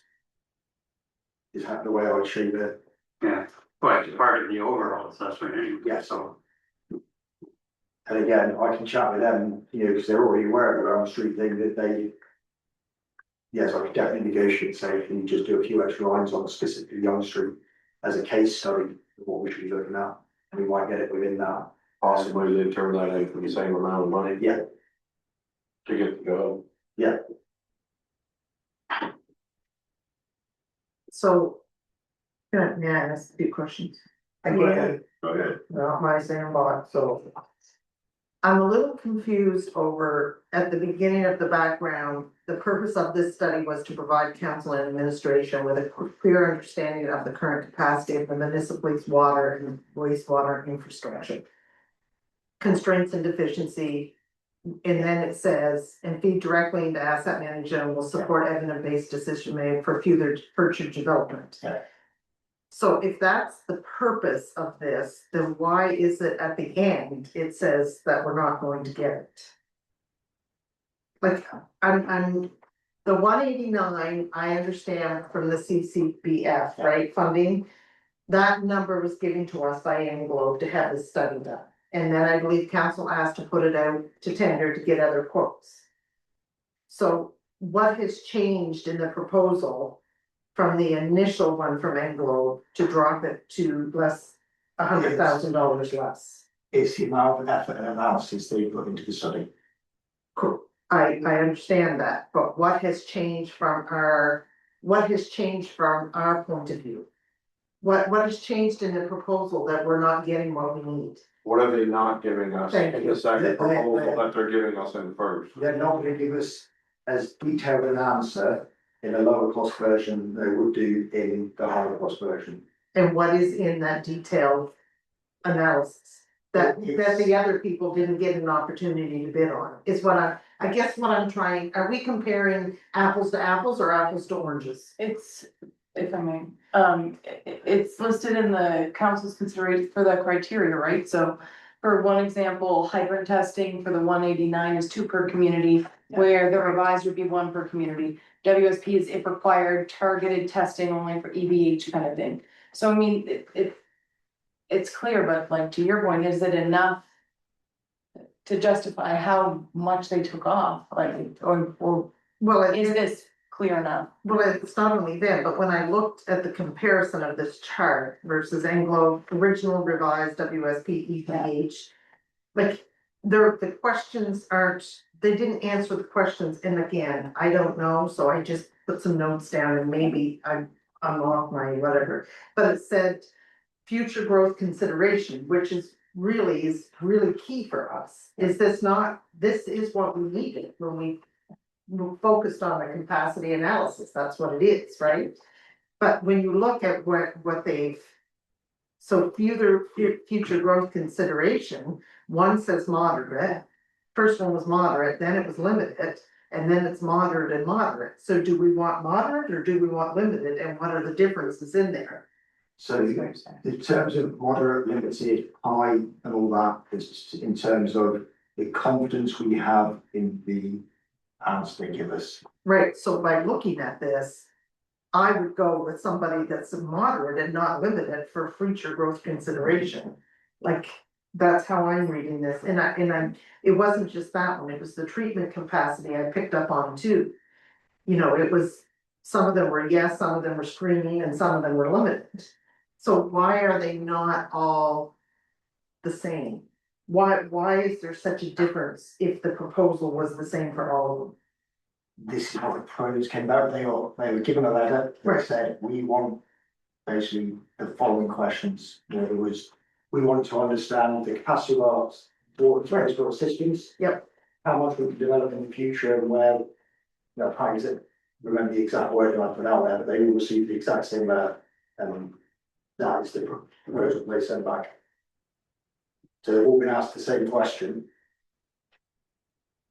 So based off your expertise, because you're the expert in this field, who would you say would do a better, more thorough job?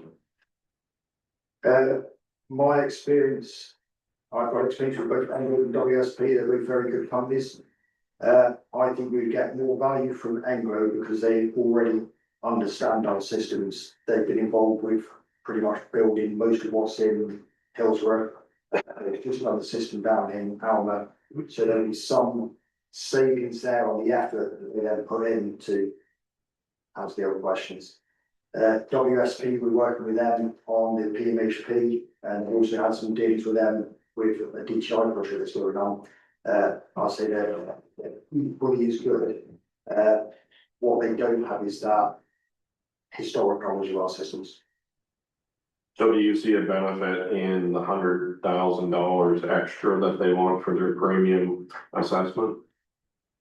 That comes down to the amount of effort and the fact that that's the one we can negotiate to get scenario analysis on specific areas and Okay, get down into the weeds of things, or not just, you're getting more intricate. yes, you'll get a very much more detailed answer. And when we sit down to do a project kickoff, you can explicitly say, we want to know these factors. And they're going to give you a detailed assessment of the condition of your infrastructure that's in place now too. Will that be entailed in that? There'll be some of that in this capacity analysis. Okay. Yeah, because then what they'll do is they'll look at what investment will be required in the future to allow you to expand in different areas. Right. But isn't that what we did I'm confused when you say the level of, I don't know what you just said there, the level of effort. Shouldn't the level of effort for all three that we put out a tender for be the same? Like, that's where I think I'm getting lost. When you say, let's spend $100,000 more, they'll put more effort into, doesn't really warm me when the other two people are gonna do the same job. I'm assuming with all their effort, maybe I'm just not thinking clearly on this. It's a difficult one to explain the level of effort. I think if we went to all three of them, or all the proposers said, we want you to put 1,000 hours of effort to answer these questions, they would probably come out with similar costs. Which is why, when you do look at the amount of effort they're putting in there, you know, Anglo is 788 for the lower cost one, EBH 660, WSV didn't specifically state it. But that's what the extra cost is, the amount of hours they're gonna put into it to analyze and produce the data to give an answer on. They didn't put a proposed hours on their highest assessment, but I'm presuming it's gonna be more substantial than the 780 hours. Which is where you get more intricate details of. Because they're taking the time to do the analysis. And again, I can go back to all the proponents and get them to specifically answer how many hours of effort is this, and to what level of detail. That's. Well, it's not really, to me, the proposal would tell the request in the proposal, maybe I'm not saying it right. Our request for proposal would have told us what we needed. How much effort they put into to get the job done, I assume is what they bid on. That's where I'm at. If we said what you're outlined here, what, and I don't mean you personally, and on behalf of the village, you know, but if we put this out and said, this is what we need to be answered. And they've given us the quote, I'm assuming they factored in how long it's gonna take them, they put it, right? That's what the quote's like, we said, we want you to answer this question, they've gone, I think that'll take me X amount of hours to answer that. Right, so that's where I'm still a little confused, what additional information, if this answers all of our questions that we put out in the proposal, what more are we gonna get, or why did we not ask for it to begin with for an additional 100,000? That's Yeah, the I think question. Do you know what I I'm saying? understand what you're saying, like, why, if they all three received the same letter, why did Englo give us two variations? Because initially, when we went out to get a ballpark figure for a capacity analysis, because of Anglo Royal Engineers, we asked them to give a budgetary estimate for a capacity analysis that would answer broad brush questions in reasonable detail. Yeah. That's what they originally give us, that's what we're CCBF with, and then they wrote a further proposal. So just for, and I think, I don't know whether, I mean, I know you guys are new counselors, so we did come to the last committee of the whole, or two committee members ago, that a request came through to approve the 189 from the CCBF funding. And that, I think one of the other counselors had said, you know, we really need to get some more quotes. And that's when Ian went out and did the request for proposal, and this is the analysis from that request. So that's where I'm a little, you see where I'm coming from? if Envelope gave us the amount approximately at the time when they quoted us, right? Was, it should cost around 189, but then we put the request out and got a different price, that's fine, they've done the research to know what it's actually gonna cost. But my question is, I guess what's in it for the municipality to pay an extra 100,000? Yeah, That's my bottom line If they question. all receive the same letter, understand the same, like what's expected in this report. Yeah, Do you see what I'm saying now? Like for me, the level of effort, to me, the level of effort to me is moot point. We've asked to have something done. They've quoted that this is what it's gonna cost. So either we didn't ask to have it all done. Or. Like. like, one yeah, effort they put in is- when we went into the other three or the other two for tender or Right. for quotes, did they get a different letter? No. Or So they, the original Anglo quote would have been done off different criteria. oh, it was done off of different criteria. that's right. Okay, It's so- okay, It was very much That's key. capacity There we go. analysis. Yeah. For the providers. Yeah. So the other quotes are based off of So a different. three other ones Yes, are all based off the exact same, so the three low cost ones are all based off the same letter. but the original one from Engel was a more detailed, Yes, okay. and does that make it not fair to the rest, because now we're considering one that wasn't in the tender process? That was different criteria, Right. following you now? It took me a minute. Jeez. Right, it's back to the apples and oranges. Why did we not ask for the same criteria, type, you know? Criteria. Thank you. Yeah. The second time as we did the first time. So are all the rest of them the good So- enough options, and and this this is, is the interest why I found this, because the way I wrote the letter to go out again was I took in detail Anglo's original thing, took out the key deliverables and put them across in there and say, we want this, this, this and this, and then that's what will come back. So we did ask for the same thing the second time as we did the first time. So there's nothing we're not getting for the $100,000 then. That's what I guess where I'm at. That's what I'm interpreting to understand. And it's, you know, the level of effort thing is the key one I feel with that is. the level of effort or the level of hours and services being provided, because I think that the word effort might be where we're falling off, like. Yeah, we've asked to have, we need this job done and we've asked for quotes. How much effort they put in to do the job is a moot point to me. We want the job done, what we've asked for within that budget line. Does that make sense? Yeah. I said, you can discount that original quote because it was received under different criteria, whereas the other three have been received all under the same request. That's my concern, is the other ones we went out to tender to are going, but how are you considering something when we didn't bid on that something, right? Is it possible to send the tender based off of the original? To see where they all. Yeah, that's basically what it is, right, so the original Deliverable. proposal given us. I looked for all the deliverables in that, cut them across into the letter and said, we want a quotation for the following. So they are basically all gonna deliver on the same. level. There was an observation at the last committee of the whole meeting that it was suspect that the budget was 189.5 and their quote was 189.5. So maybe the 99,750 is the route to go. We'll get a decent enough report with enough depth, I'm happy to serve serve that. serve the job. But the criteria hasn't changed. Sorry. No, Right. Right. I think that's key for me, that the original proposal and what we put out to RFP has not changed. well, I think what Ian's saying, if I understand, I'll say it a different way.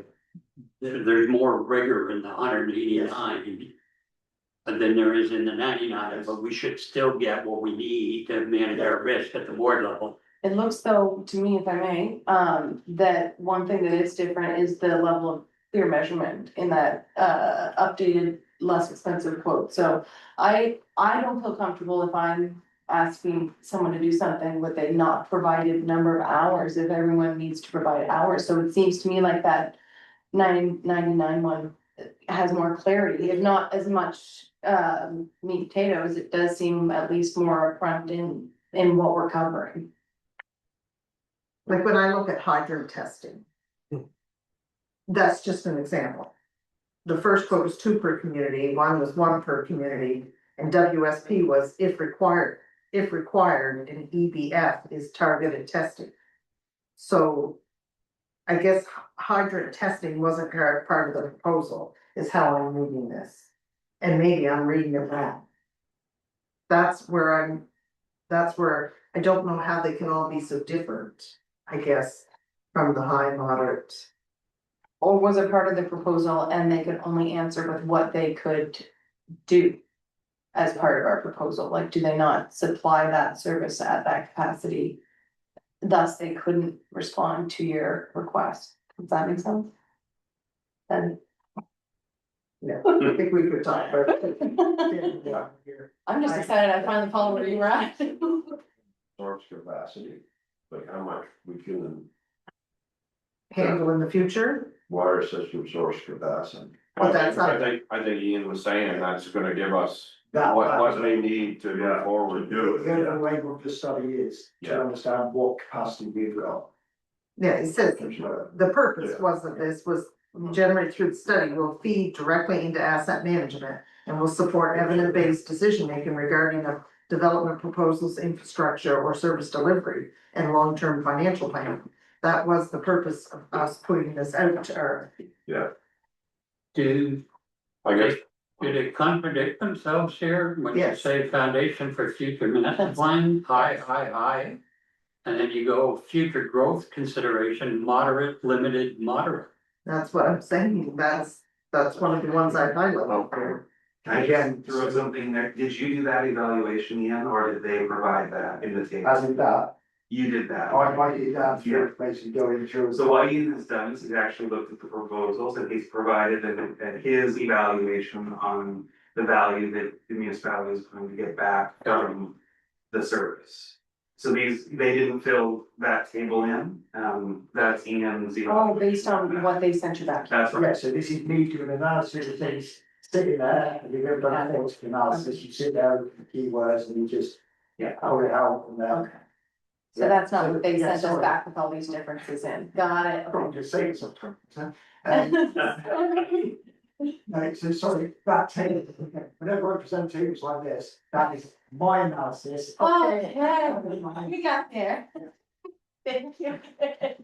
I guess it basically goes back in my opinion is that Ian is the expert Yeah. here and he should be the one that's. Consulted based off of his knowledge of what we need and based off of these proposals of what we should go ahead with. You know, from this discussion, I'll say that first proposal for 189,000 or 189,500. Hold that to one side. Because it is to a higher level. You know, I extracted out of that proposal the key elements that I wanted to push out to get other people to make proposals for. They then come back with 3 realistic, very similar costs. And then I kind of assess them through that, saying, right, this is kind of what I feel based on their proposal, what that would give at each kind of thing. So how can you pull the key elements out of the proposal? If that's what we were looking for. Because the key elements are things like saying, yeah, looking at system capacity, checking hydrant testing, doing hydrographic modeling, different things like that. So that the last 3 are all apples to apples. Apples to apples, the last 3. Okay. I like the idea of the 99,750 and negotiating as low a deal as you can on the Young Street analysis as part of this, And again, adding a bit to the scope. knowing anybody, well, to the WSP as well, we're probably working quite a lot of them, either of them would probably more than happily negotiate the scope and add extra on, and if we've got a contingency, we could add to that originally, you know, we could ensure we get the kind of advice from you, I think moving forward from here, what we need to do is select a proponent to then go and sit back down with, based on the proposal you gave us on that letter that you all received, exactly the same. We are choosing to sit down with you.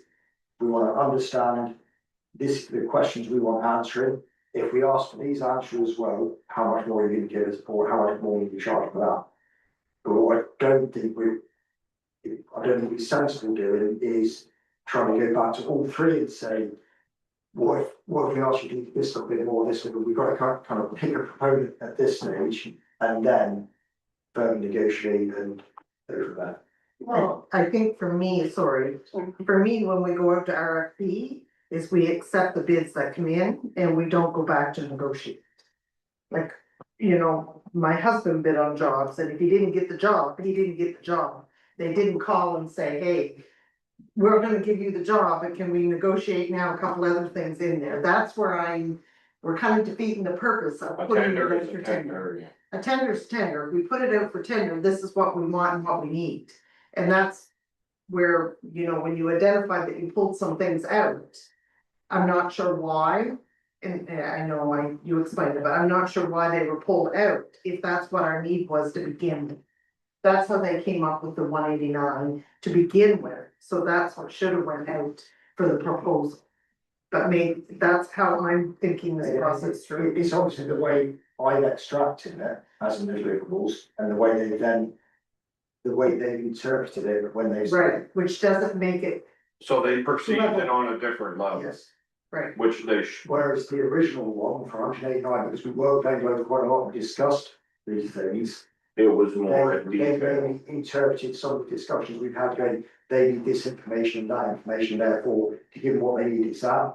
But when you just put up the basic bare bones and present it just as a list of deliverables, and it's down to the interpretation of the individual proponent to then to understand. so do I understand that your recommendation to move forward on this would be to approve one of the three based on your question here and the recommendation, that would be the Anglo 99, and then beyond that, once they're already chosen, then we go to that company because it is a lesser amount, obviously, Yeah. and ask them about also how much would it cost, or can you throw this in, that kind of thing, not adjusting the tender piece, Yeah. but choosing them based on this, and then when you know you're also We the then company. sit down, project kick off and say, right, this is the exact question set we want answering.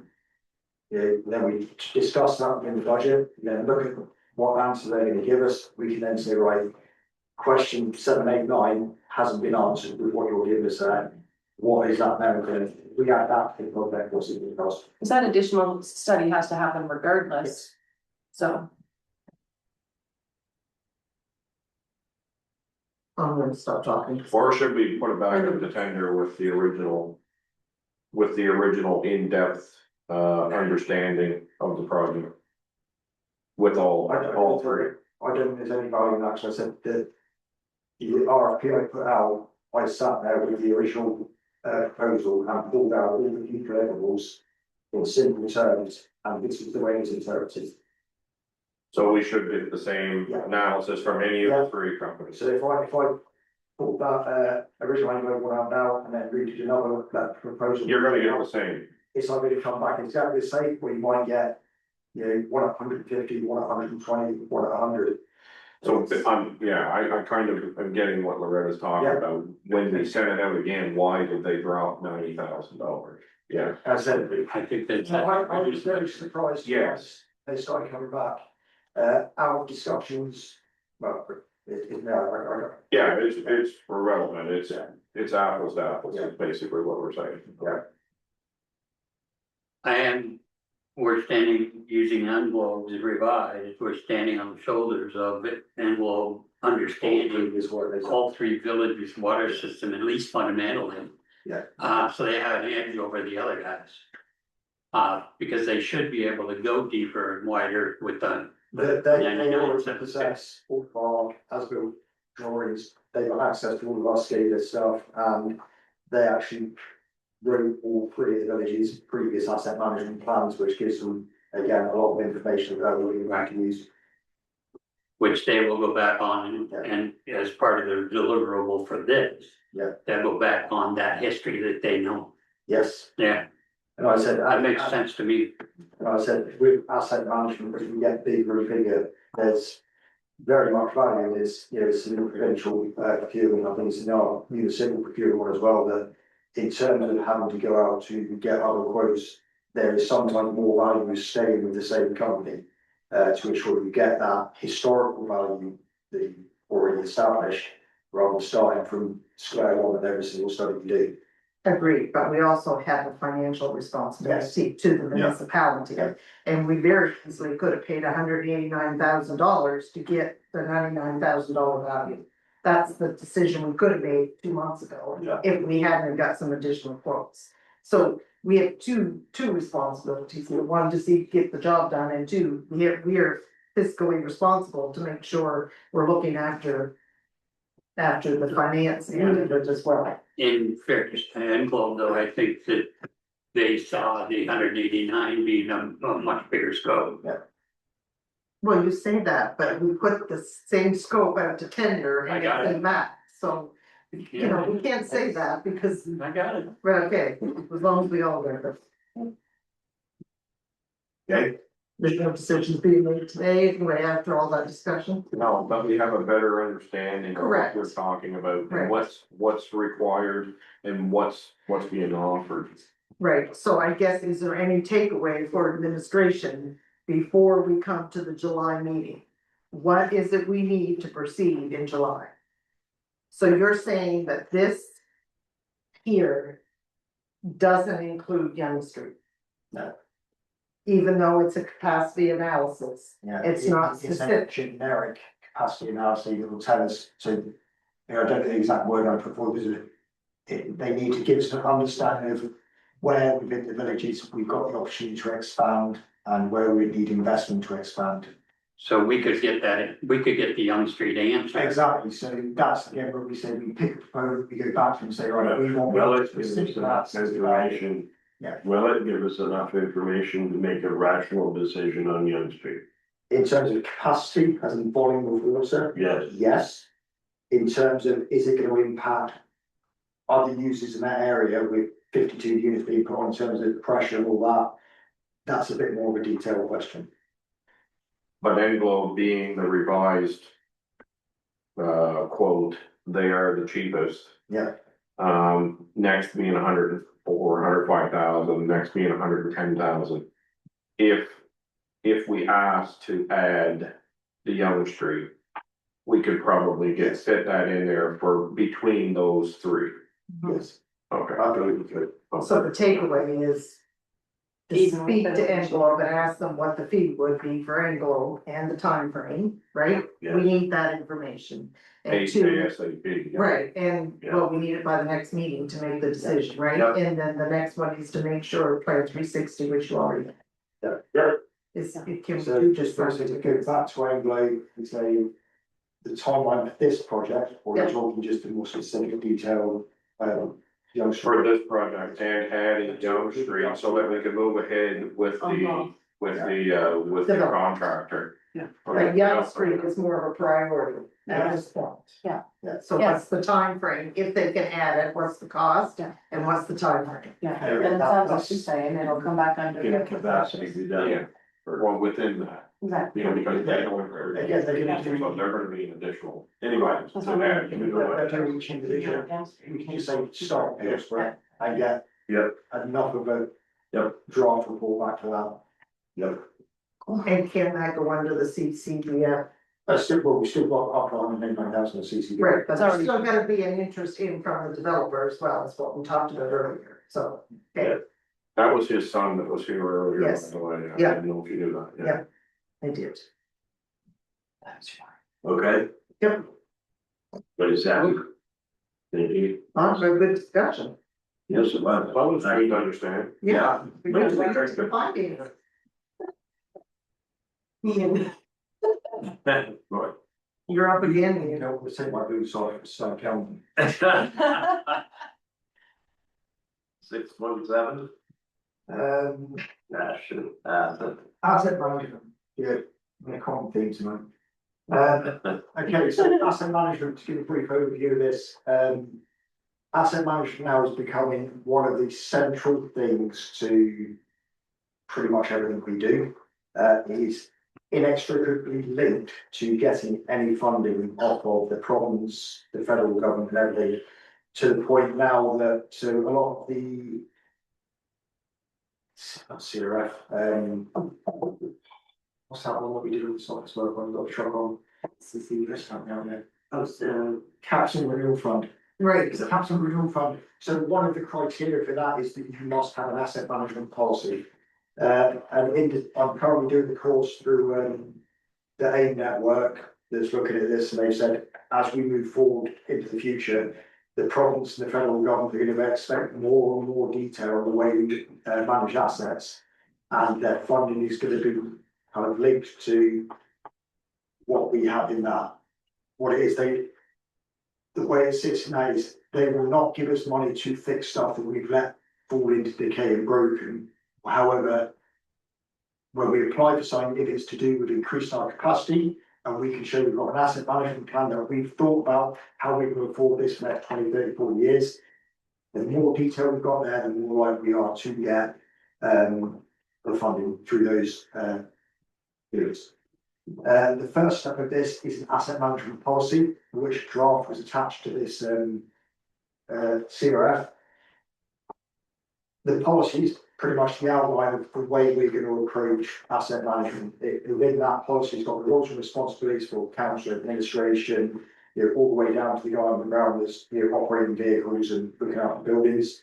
It gives a set of principles on the way we're going to approach things, and then it discusses a bit into how are we then going to look at creating an asset management framework moving forward to really understand each of our asset classes and how we're going to start kind of applying KPIs to each to understand how well we're performing and understanding of where the investment is needed within them in the future. Within this then, the key recommendation is that we adopt the draft asset management policy provided. I put that in front of one of the guys from the AIM network, and he says it seemed pretty solid. And then the council to endorse the development of the asset management framework, as we've outlined in the policy. And then my recommendation as well is that we establish an asset management committee of council, which will allow us to sit down and look at each asset class in turn and really understand setting levels of service, i.e. how many potholes per kilometre we find acceptable, or even like fleet management as well, be an asset class. What KPIs do we put against a truck to then say, once it hits these kind of KPIs, that's where we change it. And once we've got those in there, it really will help us start forecasting financial outlay for the future. It gives us a really solid, we know in 2028 that the water treatment plant in Riverside Hour is going to need replacing. It's not. That's good. But that's what this asset management is all about. I think that's an excellent example. So the last one lasted about 20 years. So if we work off that this one, cost us 600,000, probably last 20 years. We've really got to start looking at where we can get $600,000 in 20 years to replace that. And that's what asset management allows you to do. The first step is an asset management policy, then moving into the framework and really talking with members of council and the community on the asset management committee to set those service levels and expectations moving forward. Overspending more on maintenance would prolong it longer, or. Yeah, and that's exactly what you want to look at, and that's where the asset retirement obligations come in. Is it is going to cost you $1 million to retire something, or 100,000 and just keep it going For another number of years. Exactly. That's once you draw all this together, it really starts telling you forecast out to the future. Does City Reporter allow us to do some of this at administration level? So City Report at the moment, and I'm slowly working on building up a bit more information on that, does some of the financial stuff. We've got all the modules on it. However, as an aside, city report just got bought out by a company called Cloud Permit. I've got an agreement with them now to work very closely with them in developing their software. You know, they approached me outside of work, actually, they just come around me for a different route, because in my previous role, I had a lot to do with managing and helping develop some of the asset management stuff for British Army, so. So that's kind of my question, Yeah. with city reporter or cloud, whatever they're Yeah. calling themselves now. And your knowledge of this, could we get in good enough shape? To be able to show an asset management program when we're applying for grants. And it's not as good as paying an outside consultant and having a letterhead on it. But if we had a decent beginning to the asset management program and kick this to 2027. So we can budget for it, would that be a logical approach, and what would be the disadvantage of doing that? So. It's gonna take a number of years, so. The direction of go is to get an asset management application. City report is one of many. Eventually, once you've got your asset set up, it will allow you to, click on an asset, so let's just say. Lift station down wherever, you should be able to click on that and it will tell you. How all the major components are, how many years of life it's got left on it, and Cost replacement, all that. yeah. Time frame. That's the idea behind it. City report itself has got some of that functionality at the moment, and it's slowly improving. And that's why I've just basically offered my services up to them to say, I will help you develop this with a municipality mindset. And, I've had a number of crews for them now working on stuff. So do we budget, like, let's say your lift station, let's say the pump is gonna be replaced in 5 years, you figure it's been 5 years to be rebuilt or replaced. Do we start budgeting for that? And start putting the money aside for that? That's the direction we need to be currently, do we? No. No. We're very reactive at the moment, but what Yeah. getting into a good solid asset management framework allows us to do is say, I know in 2032 that those two pumps in that lift station are going to need replacing. And we have the money, or we will have the But money. exactly, look at it, like that's going to cost 60,000 in 6 years, so basically we should be putting away X amount each year Yeah. to so when we come to it. And if we get there and it's still working fine, we may say, we have the money to do it, but we can keep moving forward with it because it's still working efficiently and. Yeah. Yeah. Yeah, again, we currently find a lot of fires where you'll find it will take 10 years to get into a position where we're confidently just sitting there going, I know we're gonna spend this next year. The actual development album is a great example that it's just died and it's a $28,000 fix. And we haven't accrued anything to overtime to replace it, so. Yeah, reaction, yeah. So I think for now, you're just looking for approval, Or asset management policy, Right. approved, signed off, and then come up with the process after that. yeah, and like I said, if you want to that we really push forward an asset management framework, I can start outlining that. And then the asset management committee of council, where I start looking at doing terms of reference and bring that to a future committee of the whole to push out on forward as well. Thank you. So having a committee for asset management. Yes, very much about setting service levels is the key thing of that. Because again, I can sit there and just say, I don't mind driving down a bumpy road to a long truck, whereas, moving ahead of ourselves here a bit, but my feeling is that if we go to asset management committee of council, it should include, a couple of members from each community that want to come and say, I feel our road should be done, fixed to this level. There'll be some interesting conversations once the price tag comes out for those levels of service, but this is where we discuss with the public saying, this is the money we've got, if you want that service level, this is what it's going to cost. But it's involving them with that decision making. Yeah, like it came up in discussion before, it's like, I want, but once you bring the cost to the table, the stuff starts dropping away pretty quick. But there's also to determine what the minimal level. What the need is. Right. Wants versus needs, yeah. Yeah. All right, 6.8, another heavy one again.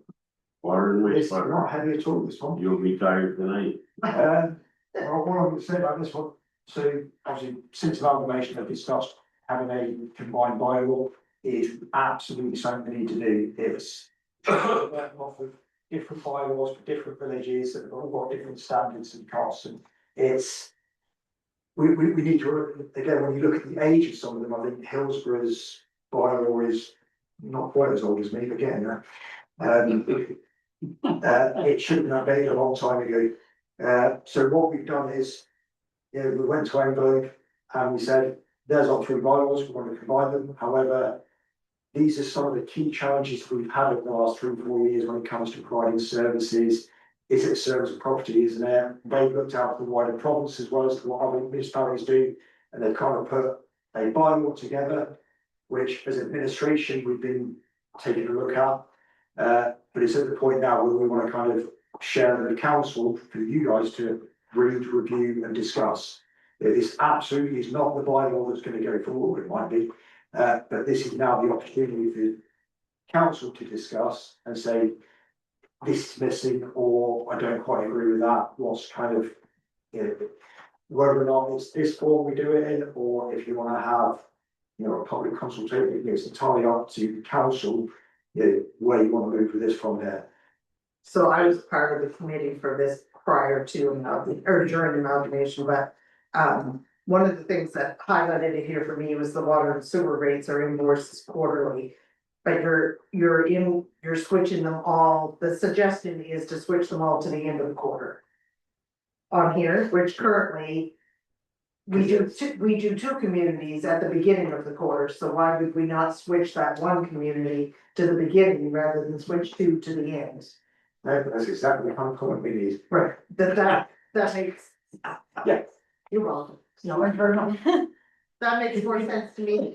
You get your bill in January and you have till we've had this discussion, because the residents are very confused. That, Oh, you get billed in January and you have till March to pay it, or then it becomes behind. Yeah. So if you're billing in March, you're already behind the first 3 months. And so, well, you know, comments on that is extremely useful, again, for everybody else, if you read through it, is put it on an email to me and say, these are the key Okay. points that pulled out of it. I can then get all the points together and do that, because you go blind after a while reading through that 25 times a day. Correct. So it's getting it out there for other people to read and pick out the points that we've not seen. Right, and I think it would be to pull out what the key changes, because this really only affects the water users in Hillsborough, Riverside, Albert and Elma. Yeah, and we've also got to consider Greensboro who will like to come. Well, that's a different ballgame. Yeah. Once it That's comes up. not in this, Yeah, at that's, this time. we're not even there. It's So it's not, but it's a consideration we've got to Yeah. be conscious of, that else we end up with another bylaw again. If, Or if we that amend this- becomes part of us. Exactly. all we have to do is amend this one. We amend this one now, so when we do Yeah. get it on Greensboro, Yeah. it just slips in rather That's correct. than being another long conversation. Because I I- think there's, sorry, I'm only gonna say one more thing, there's some things in here we currently aren't charging for units, like Airbnbs. Yes, There's a lot of changes that's going to affect the water users yes, in Riverside, Albert, Elma and Hillsborough. Yeah. So I think this is one of the policies, the first kick the can, we do take it to the public here. And show them what the changes are. yeah, absolutely. So, unfortunately, it's one of those policies where some people will be gaining from this, some people will be losing out. Correct, But it's making that step change that everybody is treated equally. agreed, So- yeah, So you'll be bringing all the households for the three villages together and coming up with a baseline price where everybody pays the same. Other than, I think Jim had mentioned something about water meters for businesses, maybe in Alma or. No, in terms of actual billing, again, so billing is slightly different for the So the bottom. billing will be different. Billing will still be as per the village based on. And the policy, and the rates may be different in each village, just because of the amount of work that's gone into that system, that the user has to pay in that village. It may not be as simple as bringing it all under one rate. Okay. So you were just talking. Because I'm just looking at like all the things what you're gonna bring under, Yeah. like you're bringing all three of your fire departments under one roof and you're gonna. Down the road, yeah. Yeah, so Well, I'm just sort of I'm that. wondering, like, should you have one fee that would simplify and put it across the board, everybody pays this fee and. All the services are falling under the same municipality, so the costs are shared. The costs are shared, shouldn't the payments be shared? I don't know, like, Yeah. So- It's, the issue is that each water, it's user paid. Yeah, So the debt, for instance, that Elma's just taken on with their water. Yeah. Doesn't affect what I pay in Riverside Elm. Right. And they don't want. My debt doesn't affect them, that we put ours in, so And it's, that's where, and it's very clear that right, the other communities don't wanna pay for Elmer's water. yeah, I would agree with that. This is. But on the other hand.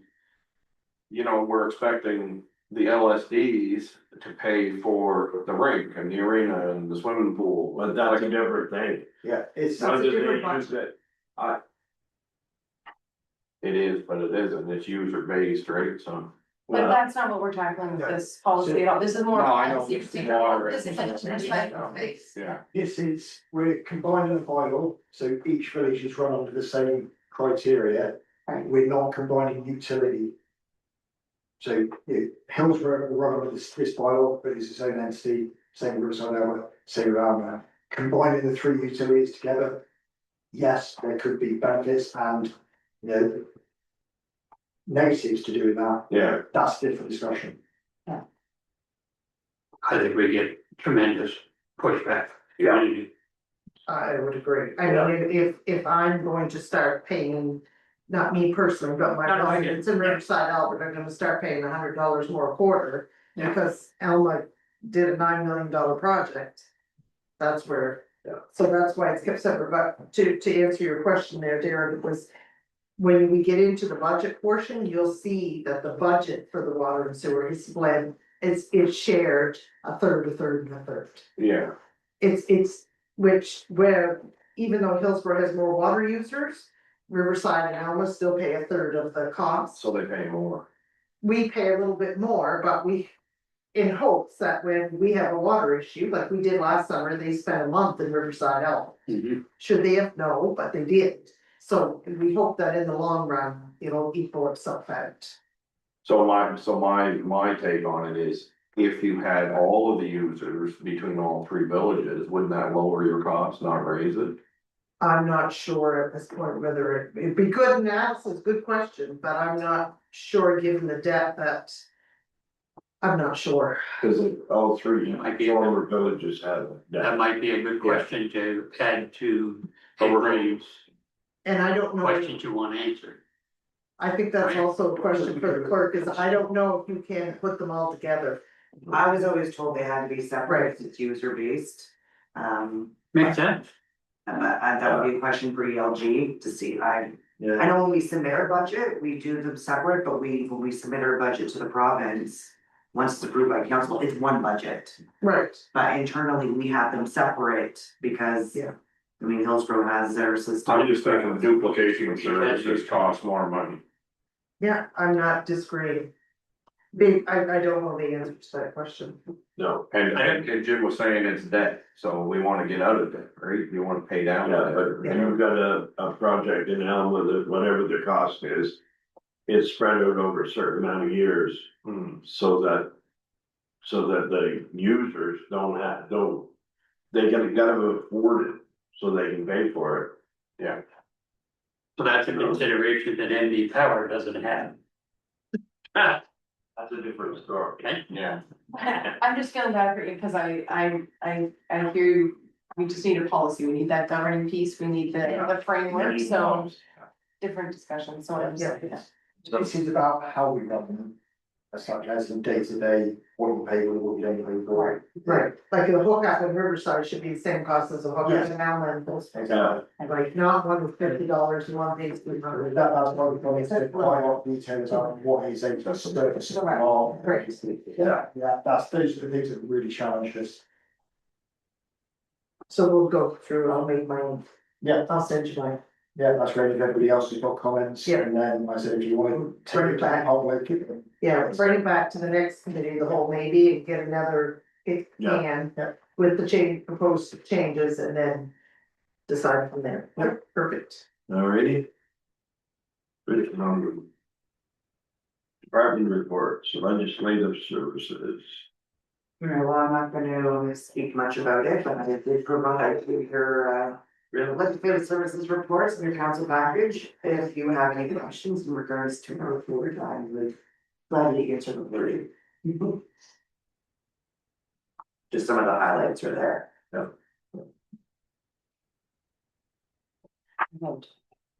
Don't have a problem with that sign, eh? Sign has been an awful experience. It's my first time dealing with the sign, and it has not been an easy process. We are working through it. Nicely done. It is nice, eh? Yeah. It's different. Yeah, it's great. Good sign. Very in keeping with the branding. Well done. But hopefully this year will be installed.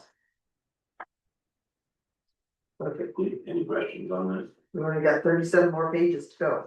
Operations, I'll try not to talk for too that long. sounds good, it's a short, one of the shorter meetings.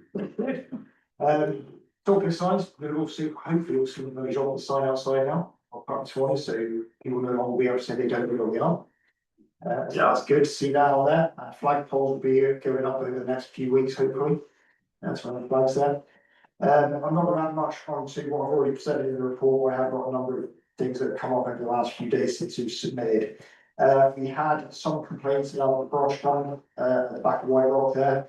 I had DNR come out to do a visit to make an assessment of it. They're content that it's an organic dump site, we don't need licensing, they said as long as we continue to manage it, they're happy with where it is. I'm still waiting on, the fire chief from Hillsborough to provide comments regarding fire risk and that. However, I think historically it's been it was a dump site for Hillsborough where people went and dumped a few leaves, however, it's become significantly more well used. We've got a camera down there now to deter, the dumping of construction material. And just over one weekend, there must have been around 25 to 30 loads of brush dumped in there. To the point that our staff are going up weekly now to push it up to make more room. So it is being used a lot. I'll put more detail into the council report form once I've had the fire chief's comments. But it's certainly something we should look at having a policy in place to manage it effectively and ensure it's not abused and see where we want to go with that. And where is this? Where's the site? It's in White Rock, Yeah, so if you go past the golf course, all Yep. around to the far trailhead. yeah, Back in the woods there a little bit. but is it a place where, like, why are we cleaning it up, I guess? It's our property, so the former village of Hillsborough has always had that dump site there for that material, people done leaves and that. Obviously, over the past few years, it's become more well known and it's getting more and more used. Yeah, Is the property gonna be used for anything down the road? Maybe it should just be sold off. There's part of the White Rock. Yeah. All the trail system, property down there. Yeah, so it's part of my trail system. I said it's just a historic thing. I said I'll get more detail together about it in the council report form for you to discuss in the future about what kind of direction I want to head with it. Because it is becoming the point where we need to invest to manage it rather than just let it happen. Anyway, when we got DTI, they've actually started doing potholes in Hillsborough today. Hopefully all of Alma and Riverside Alma have been completed in terms of potholes by Brown's paving. From what I've seen, they've done a very good job, however, not going down every street, so if you do see anything that's been missed, please let me know, because I'll be driving around again in a week or two to discuss other work. We've received a new approval to operate for our water systems with a new well coming online. There's a few points in that again, I'm gonna have to bring forward some council report forms for where we're not currently meeting all of the conditions 100%. One of that is we're supposed to have a continuous monitoring of the disinfection systems within Hillsborough. We can't do that at the moment because we've not got backup power supply to the control building. So when the power's out, we can't monitor the disinfection. So that means we'll be out of compliance. So we need a generator A there. generator or something there, in the For the future water, with the water, yeah. right? Another one was having a flushing plan for each individual village. Alma's got one. Riverside Alma's got an older one, which we can adjust. However, Hillsborough has never had a proper engineered, unidirectional flushing plan. So that's another thing we're gonna have to look at, getting engineers to develop in the future to ensure that we know the volumes of water and times that we flooded with. And then the other one was we'd have a professional assessment done of our water systems to ensure that they are up to the current standards of the basically the Department of Health and different policies in place, water systems. How we should be fine with because that water system just been brought on board. And I think we've had lots of ways 2028, 2029 to do it. And it's something we should encompass in when we do this next stage of water exploration in Hillsborough, kind of roll it into that project. The same with Riverside Island as well. We start looking at water development up on the reservoirs, roll that into those projects as well. Which is one to be aware of. We're not 100% in compliance, but we're working towards it. Important repairs. I get increasingly nervous by the day looking at the weather. We're going to get enough dry weather to finish painting in time to get it filled for July 1st opening. I'm hoping for the best. However, I'm currently confident, and that's probably why some of that on July 1st from the last meeting, that we'll be in place to start lessons on July 7th. Because we kind of need to get it, if we can get it painted by the end of the week and give it the weekend to dry, and it's good dry weather, we should be good to start filling it up next week. If we have a lot of rain, it's going to delay the repairs getting done. So I'm trying my best, but I'm not got an umbrella big enough to go overboard. And that's unheated, right? That's easy. Oh, thank Yeah. goodness. Sorry, some of us have kids that we're worried about being a little child. Yeah, so it's not, so the actual drain repairs have been complete, we're just waiting for it to dry out and the concrete to cure and then they can paint the outside and all that, so we're working on it. The lagoon in Alma, there's comments in the report about the actuator that automatically opens and closes the valve to discharge the fluid into the river at certain times of day. We've been managing that as best we can by manually operating it. We have reached out to ELG and the Environment Department to make sure they are aware that we're doing this, and we're trying to get them to basically formally recognise that we can't open and close on every single tide, but that we'll manage it to the best of our ability to ensure that the level keeps down. All that. Most of it's going to be about $28,000 cost to repair that. And it's a 20-week lead time, so this manual operation is going to go on, the best part until Christmas. Which is why we're going to try and just restrict it to as best of working hours as we can. And then avoid going down on every single time, because there's a significant burden on staff, the overtime cost. And I believe that was all my extra points. Any questions on my report? Is there an option of a refurbished valve rather than waiting for the supply chain to kick in for 20 weeks? Is there anybody that refurbishes these so that we might be able to cut those hours? Healthcare has been going around a number of different suppliers. I've done the same thing. I've asked those questions. Currently, we've not had anything back. Okay, You know, those questions are still out there. If we get something back from the door next week saying, got to refurbish one on the shelf. Yeah, that's saying.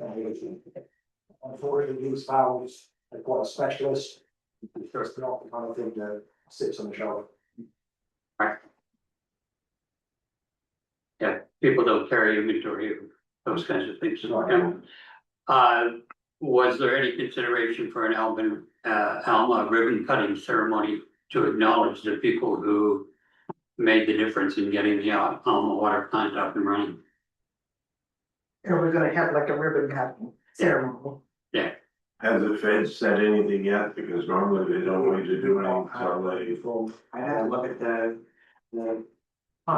contract to see, sometimes it will state that you have to do something or you can't. Yes, some you're, certain yeah, time. I know water project in Riverside, we weren't allowed to do anything. Till they came and said, we're gonna send these people with that. So we, we'll look at it, yeah, for sure. Just when we have a victory of that level, it's probably good to celebrate it because we're gonna get our ass kicked on a whole bunch of other stuff. It usually happens, but. Right. We gotta follow. Follow the protocol, sure. I didn't, sorry, I just have one question, which I'm trying to find it in, but I can't find it now, but the good old red houses at Cricket Creek, did we come up with a solution? Sorry, I didn't hear the letter, what did you have? The outhouses at Cricket Creek, All we right. have a hiking trail I there, saw. yeah, and we don't have, that's all we have for public washrooms is those at Cricket Creek. And I know they were damaged, but did we come up with a solution for the summer? I know the guys are tidying up more, tidying up as best we can, after we get policies and laws and everything, we're kind of refurbishing and trying to find a budget line that sits with it. Yeah, the one that really kind of sits in is the trails, there's a little bit, but then that's gonna take away from that. Social trails are requesting to small development if there's that. For the amount's gonna be, I'm sure we can find, what, $2,000 or $3,000 a figure, It's about $1,000 for a pretty hot wall. yeah. That's a big steel wall. That's the door, steel door. Not just a residential one, it's That's pretty isolated there. yeah. But it's, and I don't know where else to put a public washroom, like, we talked about leaving the rec center open, but I don't think that would work. I've actually got Trans Canada Trail now coming down July 12th. I'm trying to set a meeting with CCRC and Friends and Family, to know where the Lighthouse is doing. Yes. We're gonna try and do a collaboration there with some funding from Trans Canada Trail, we really put something there. I was looking at it, yeah, good. Guys at that too, well, not. Yeah, I'm sure Lindsay will appreciate it. You might have to- Everybody uses their washroom. Yeah. Well, that's just it, and when you're hiking down to Crooked Creek Falls, or you're doing the trail from the office up, that's the only washrooms, and I know outhouses is a thing in the past, but that's all we got. So we either have to come up with a better solution, or at least have one that's more durable. Are those the plastic ones that they have to pump out or? No, they're proper pit toilets, they're decent, they're not good kits in. Yeah, The one isn't too bad, the doors still kind of work, well, the other one, well, we screwed the door shut a couple of times because the toilet's broken in it as well, but people still rip that open as well. So we're just trying to find a way of securing it to prevent further damage. Yeah. It's, again, we might look at getting cameras up there as well, just so. Monitoring. Yeah, you get a camera watching them, they tend to react a little differently. There's probably a lot of vandalism up there too. So, forest fire risk and stuff. Again, that's another thing to do out there is people have campfires and that, they should be. Well, that's everywhere, so that's not just. You mentioned the culvert grant at 800,000. Yes, I'm not sure if it's my math or a misunderstanding, but you said that the village would fund 200, by my math, it's 160. FCM. I think it's FCM on this one, there's a grant of up to 800,000. They cover 80% of the cost, up to 800,000, Right, so it. so 20% of 800 would be 160. Yeah, no. 80% of the project value could be 800,000. So you could get up to $1 million if we invested 200,000 on our project. Got it. Yeah. Thank you. And just, I'm sorry, I got one more question. This, the Ward 6, Greensboro Lagoon.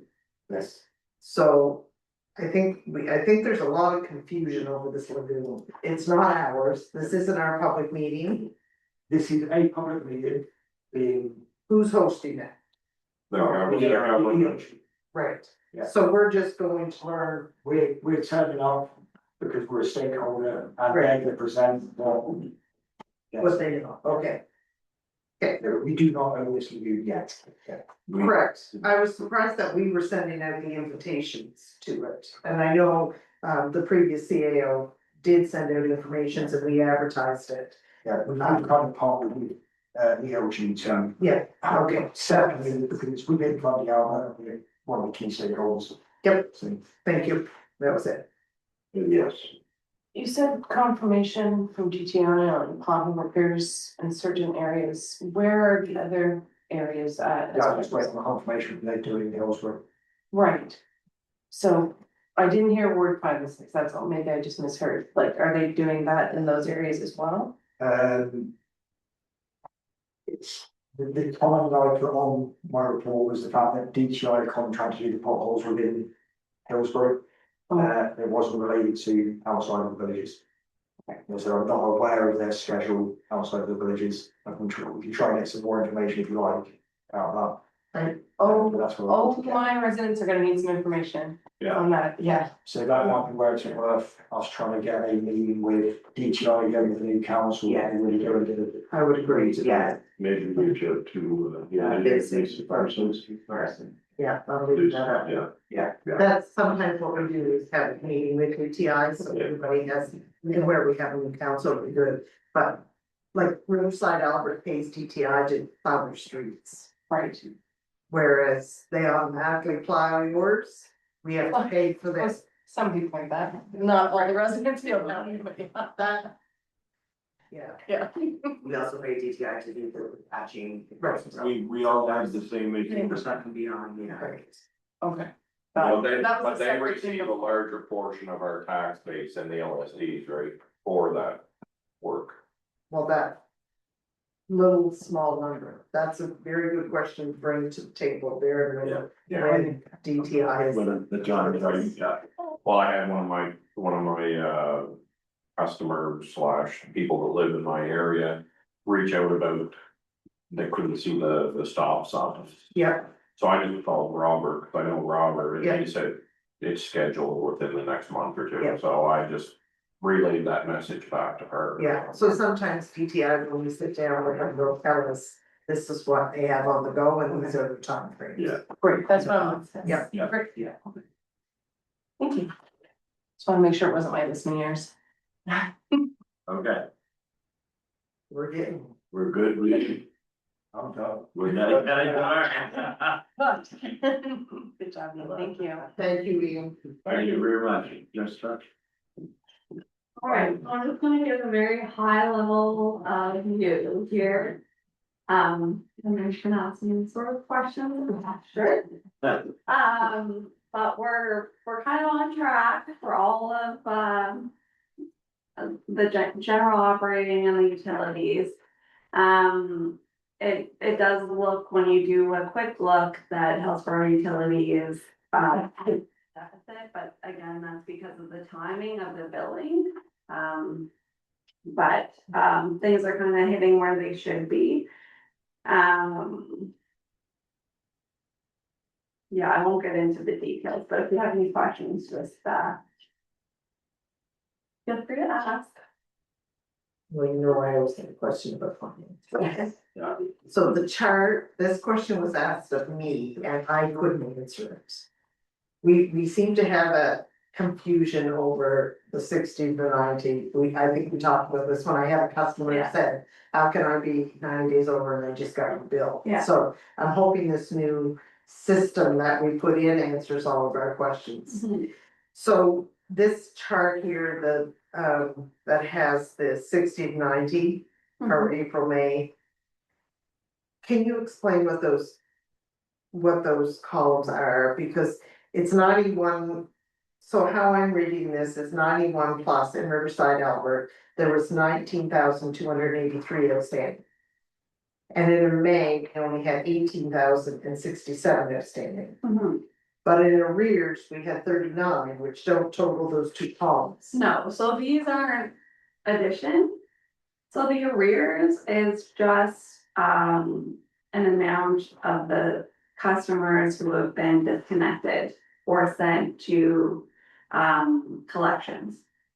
Okay, So the 91 days on my report from April, the 91 day column for Riverside Albert had the 19,000, and then when I ran that report in May, it's at 18,000.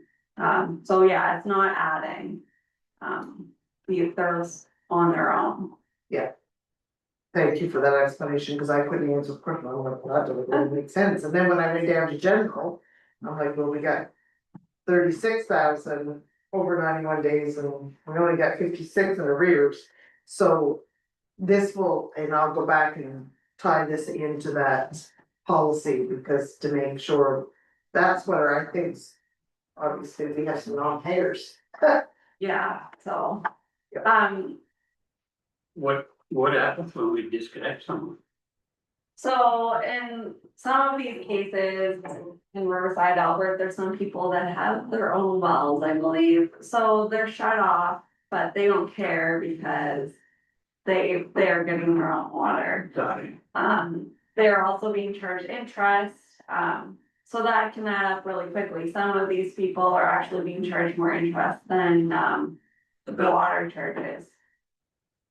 So that's why that number is quite high.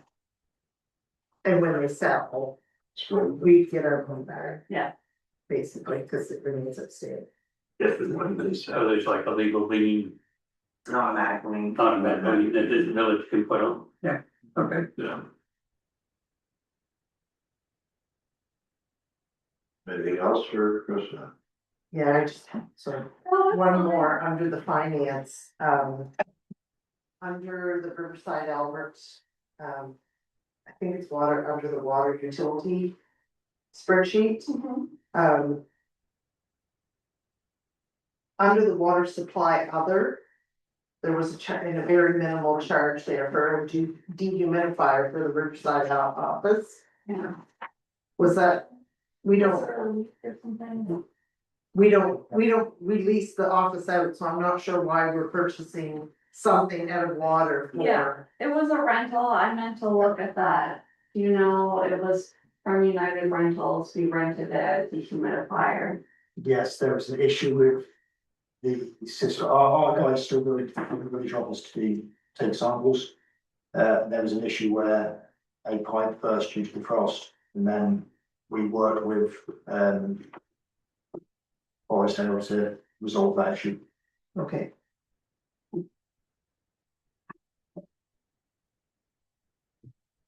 Thank you.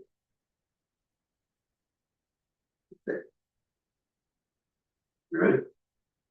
Okay, thank you. Mayor, council statements and inquiries. I have some. Sure you want to start with me? I did want some information, if possible, on the playground elements that came up in some inquiries recently for the one off Petersfield.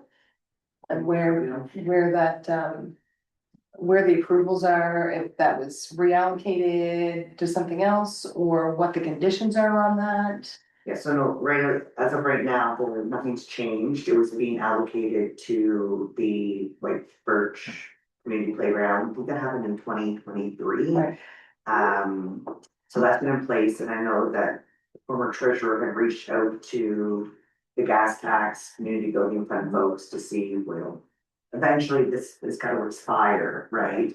So they recommended for us to kind of get that back up and running. The former councillor of the board, I think it was in January, suggested that the White Birch Playground may have disbanded, weren't interested in the funds.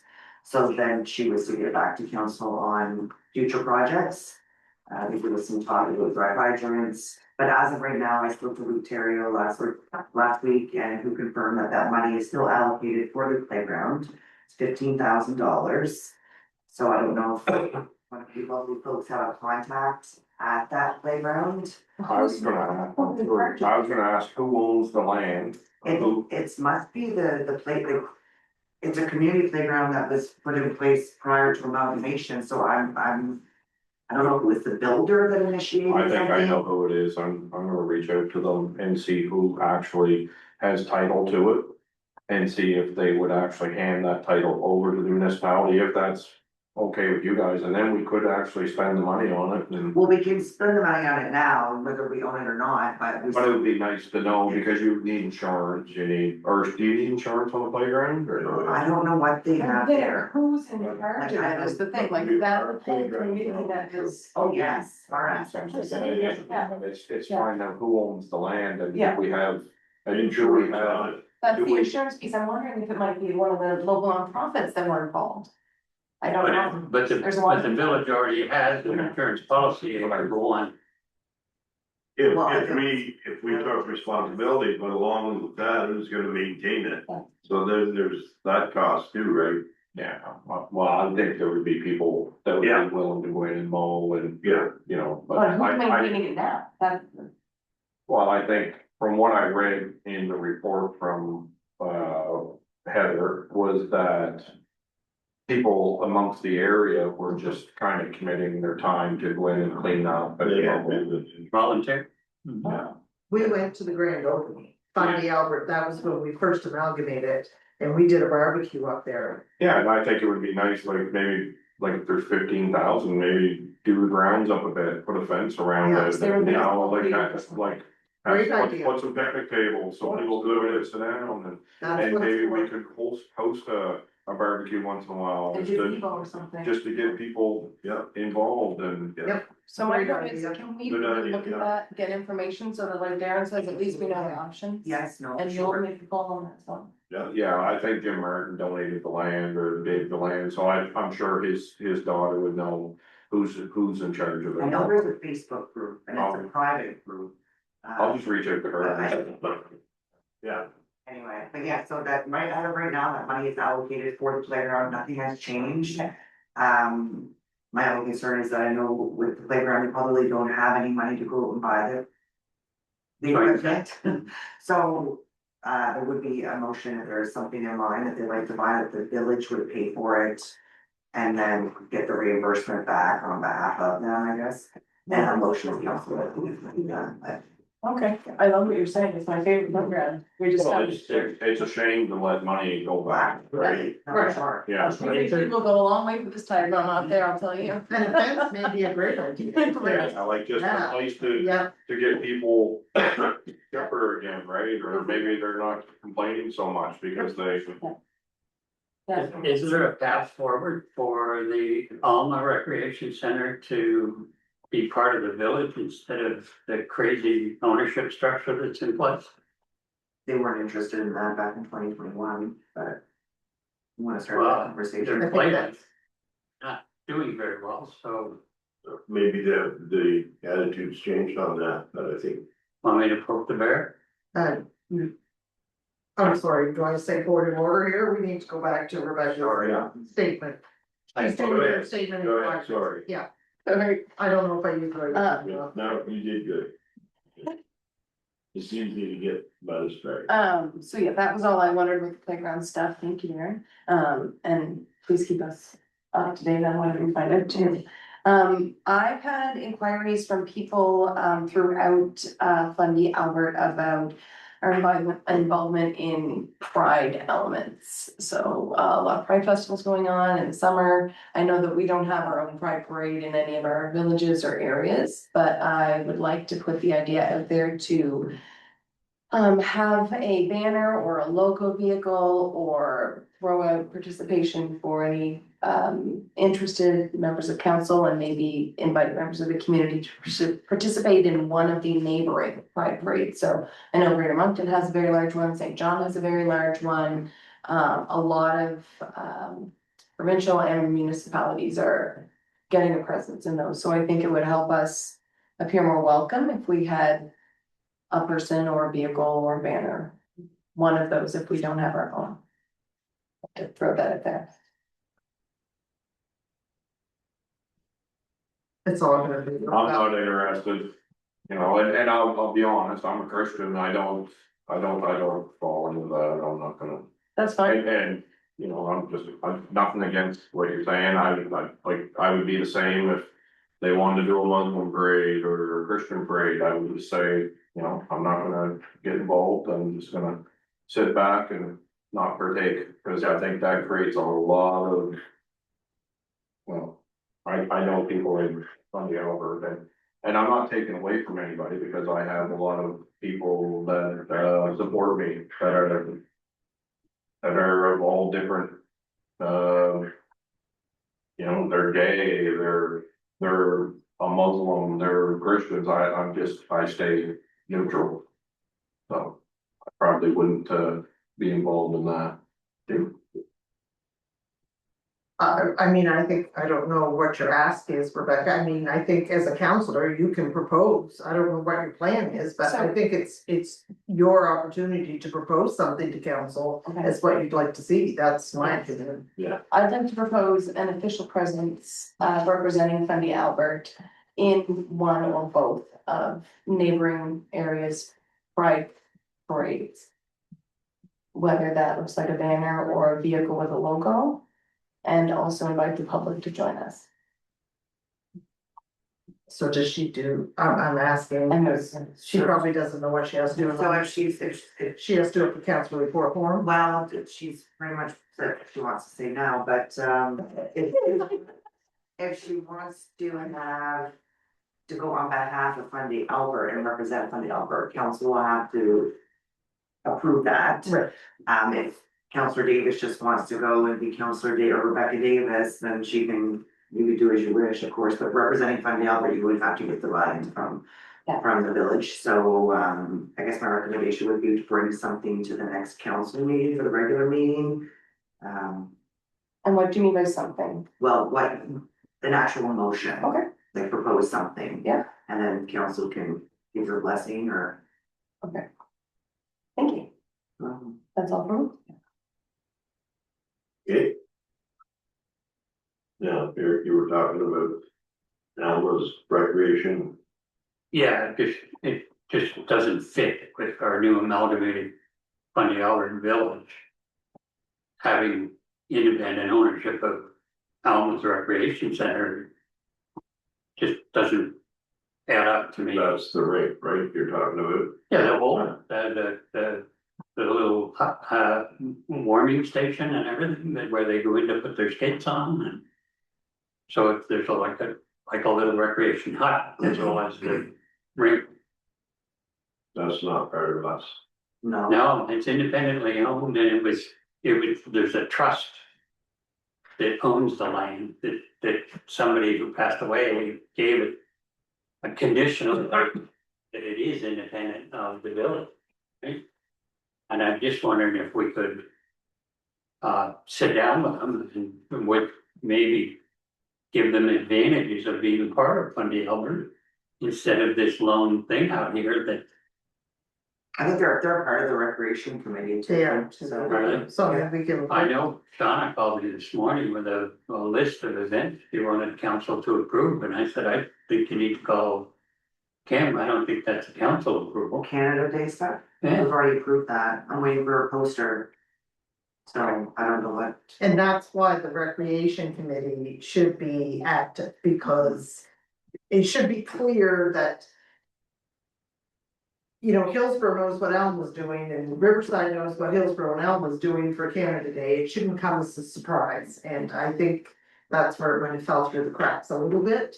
So I think once we get the recreation committee approved, and then we call a meeting and say, this is where we're at.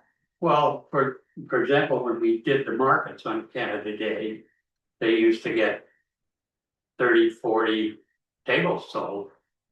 Now they're down to 6 because the recreation center moved the barbecue from in front of the activity center. That's what drew the crowd. It went into the market. Yeah. Last year with no barbecue, the market was, you could blow a cannon down it and not hurt anybody. Absolutely, but as somebody that was at the arena. And you could see 100 kids running around playing and not getting hit by a car. That warmed my heart. There was people playing, there was games going on. They did a fantastic job. Love And the kids, I don't think the kids being down at the arena took away from the market, because you got 2 different groups. These were the parents with the small children that were at the arena, and it was a great turnout. I thought it was very great organized. They were playing on the swings. Like, to me, it was a safe place to do a barbecue and have families as opposed to the busyness at the activity center with School Street. That's my personal opinion. They are proposing that we do an outdoor market, they've got tents. Hmm. And that the market moved down to the rec center. So all the activities are in one spot, You mean move down to the arena, yes. or not the Right, rec the center, the arena. arena, and go around the arena to do that thing, yeah.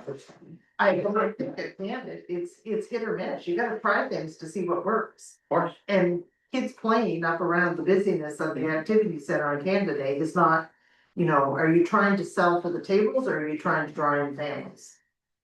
We drawing want, families, for sure. right, we Yeah. want both, but it's to find Yeah. what works, right? Nobody's getting rich on a $25 table, trust me. Right, or a free hot dog, like, Right, Right, okay, yeah. all right, thank you. Public statements and inquiries, You go around. no, I'm sorry. Not very. I think there's not a lot of heavy stuff on this meeting. Yeah, and it's I a will good say, meeting, and it yeah, is a good meeting. Good conversation. Yeah, very much so. I will be very quick. I had the Elma Water, grand opening on my list as well. Wanted to say thank you to Ian and his team for helping with the United Day of Caring. I think there was a lot of good projects done in Fundy Albert this year, which is wonderful to see, and Yeah, so we supported Slanted Beach Village, we had painting in the arena, it was CCL, so we down by the lighthouse. Yep. And then our around the gazebo, around water, they see. yep, that's wonderful. Great. I attended the AGM of the Albert Bennett Foundation. They're doing a fantastic job doing some fundraising. Had the opportunity to take in a couple of the fundraisers at the Albert County Museum. If you're by there, you should stop in. They've got a lot of wonderful things going on there, so it's a great little a great little museum to stop in and visit, and I attended all the trainings that has been offered over the last 2 weeks, and that's it for me. Thank you. You're welcome. Darren? The only thing I was gonna mention was, what Rebecca already mentioned about the playground, so. Yeah. Same page. Well, hey. Back up. Jerry went, Hubert. Jerry went. Okay, Jerry. A couple of things, I No, noticed, no, they want, I just have to be. I noticed Point Alert was under operations. Was in your operations plan, correct? Yes. An update on Point Alert, does it fall under operations rather than administration or communication? Usually, so it's in my report, because a lot of the time if something goes out, it's probably something to do with operations. It was usually Kathy that sat at the front desk that kind of managed that and data, got me the stats from it. Which has not been updated, so I don't know how to dig into that. Okay, It's, The last time I checked, it was just a little over 1,000 users have subscribed to the app. which is about 50% of the community, right? And it's, When does the branches happen, Derek? we're still talking about that. There's certainly an openness on the administration's part to change the branding to Fundy Alerts. And I think it'll make a huge difference in signups. I just want to acknowledge Ian. We had a CCRC board meeting last night and they just couldn't say enough about your willingness and openness to participate and contribute, and they really appreciated it. We got a nice email about that today. Yes, good. Yeah, so kudos to you. And Chauncey, Thank very you. much. Chauncey. Yeah. Take the win. We have wins. They're little ones. No, those are big Those ones. are big. Community partnerships are big. Yeah. Be out there in the face of the community and be seen helping, it's great. The CCRC feels a real genuine partnership with the village. That's what I heard last night in that reporting of the trail works that were a day of care.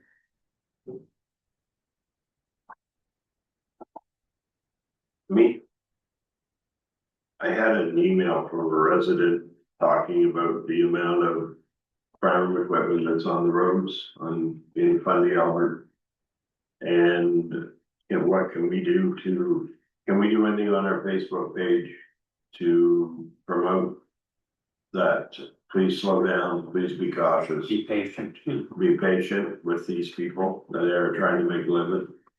And, I'm not sure what we can do, but that's just a mention.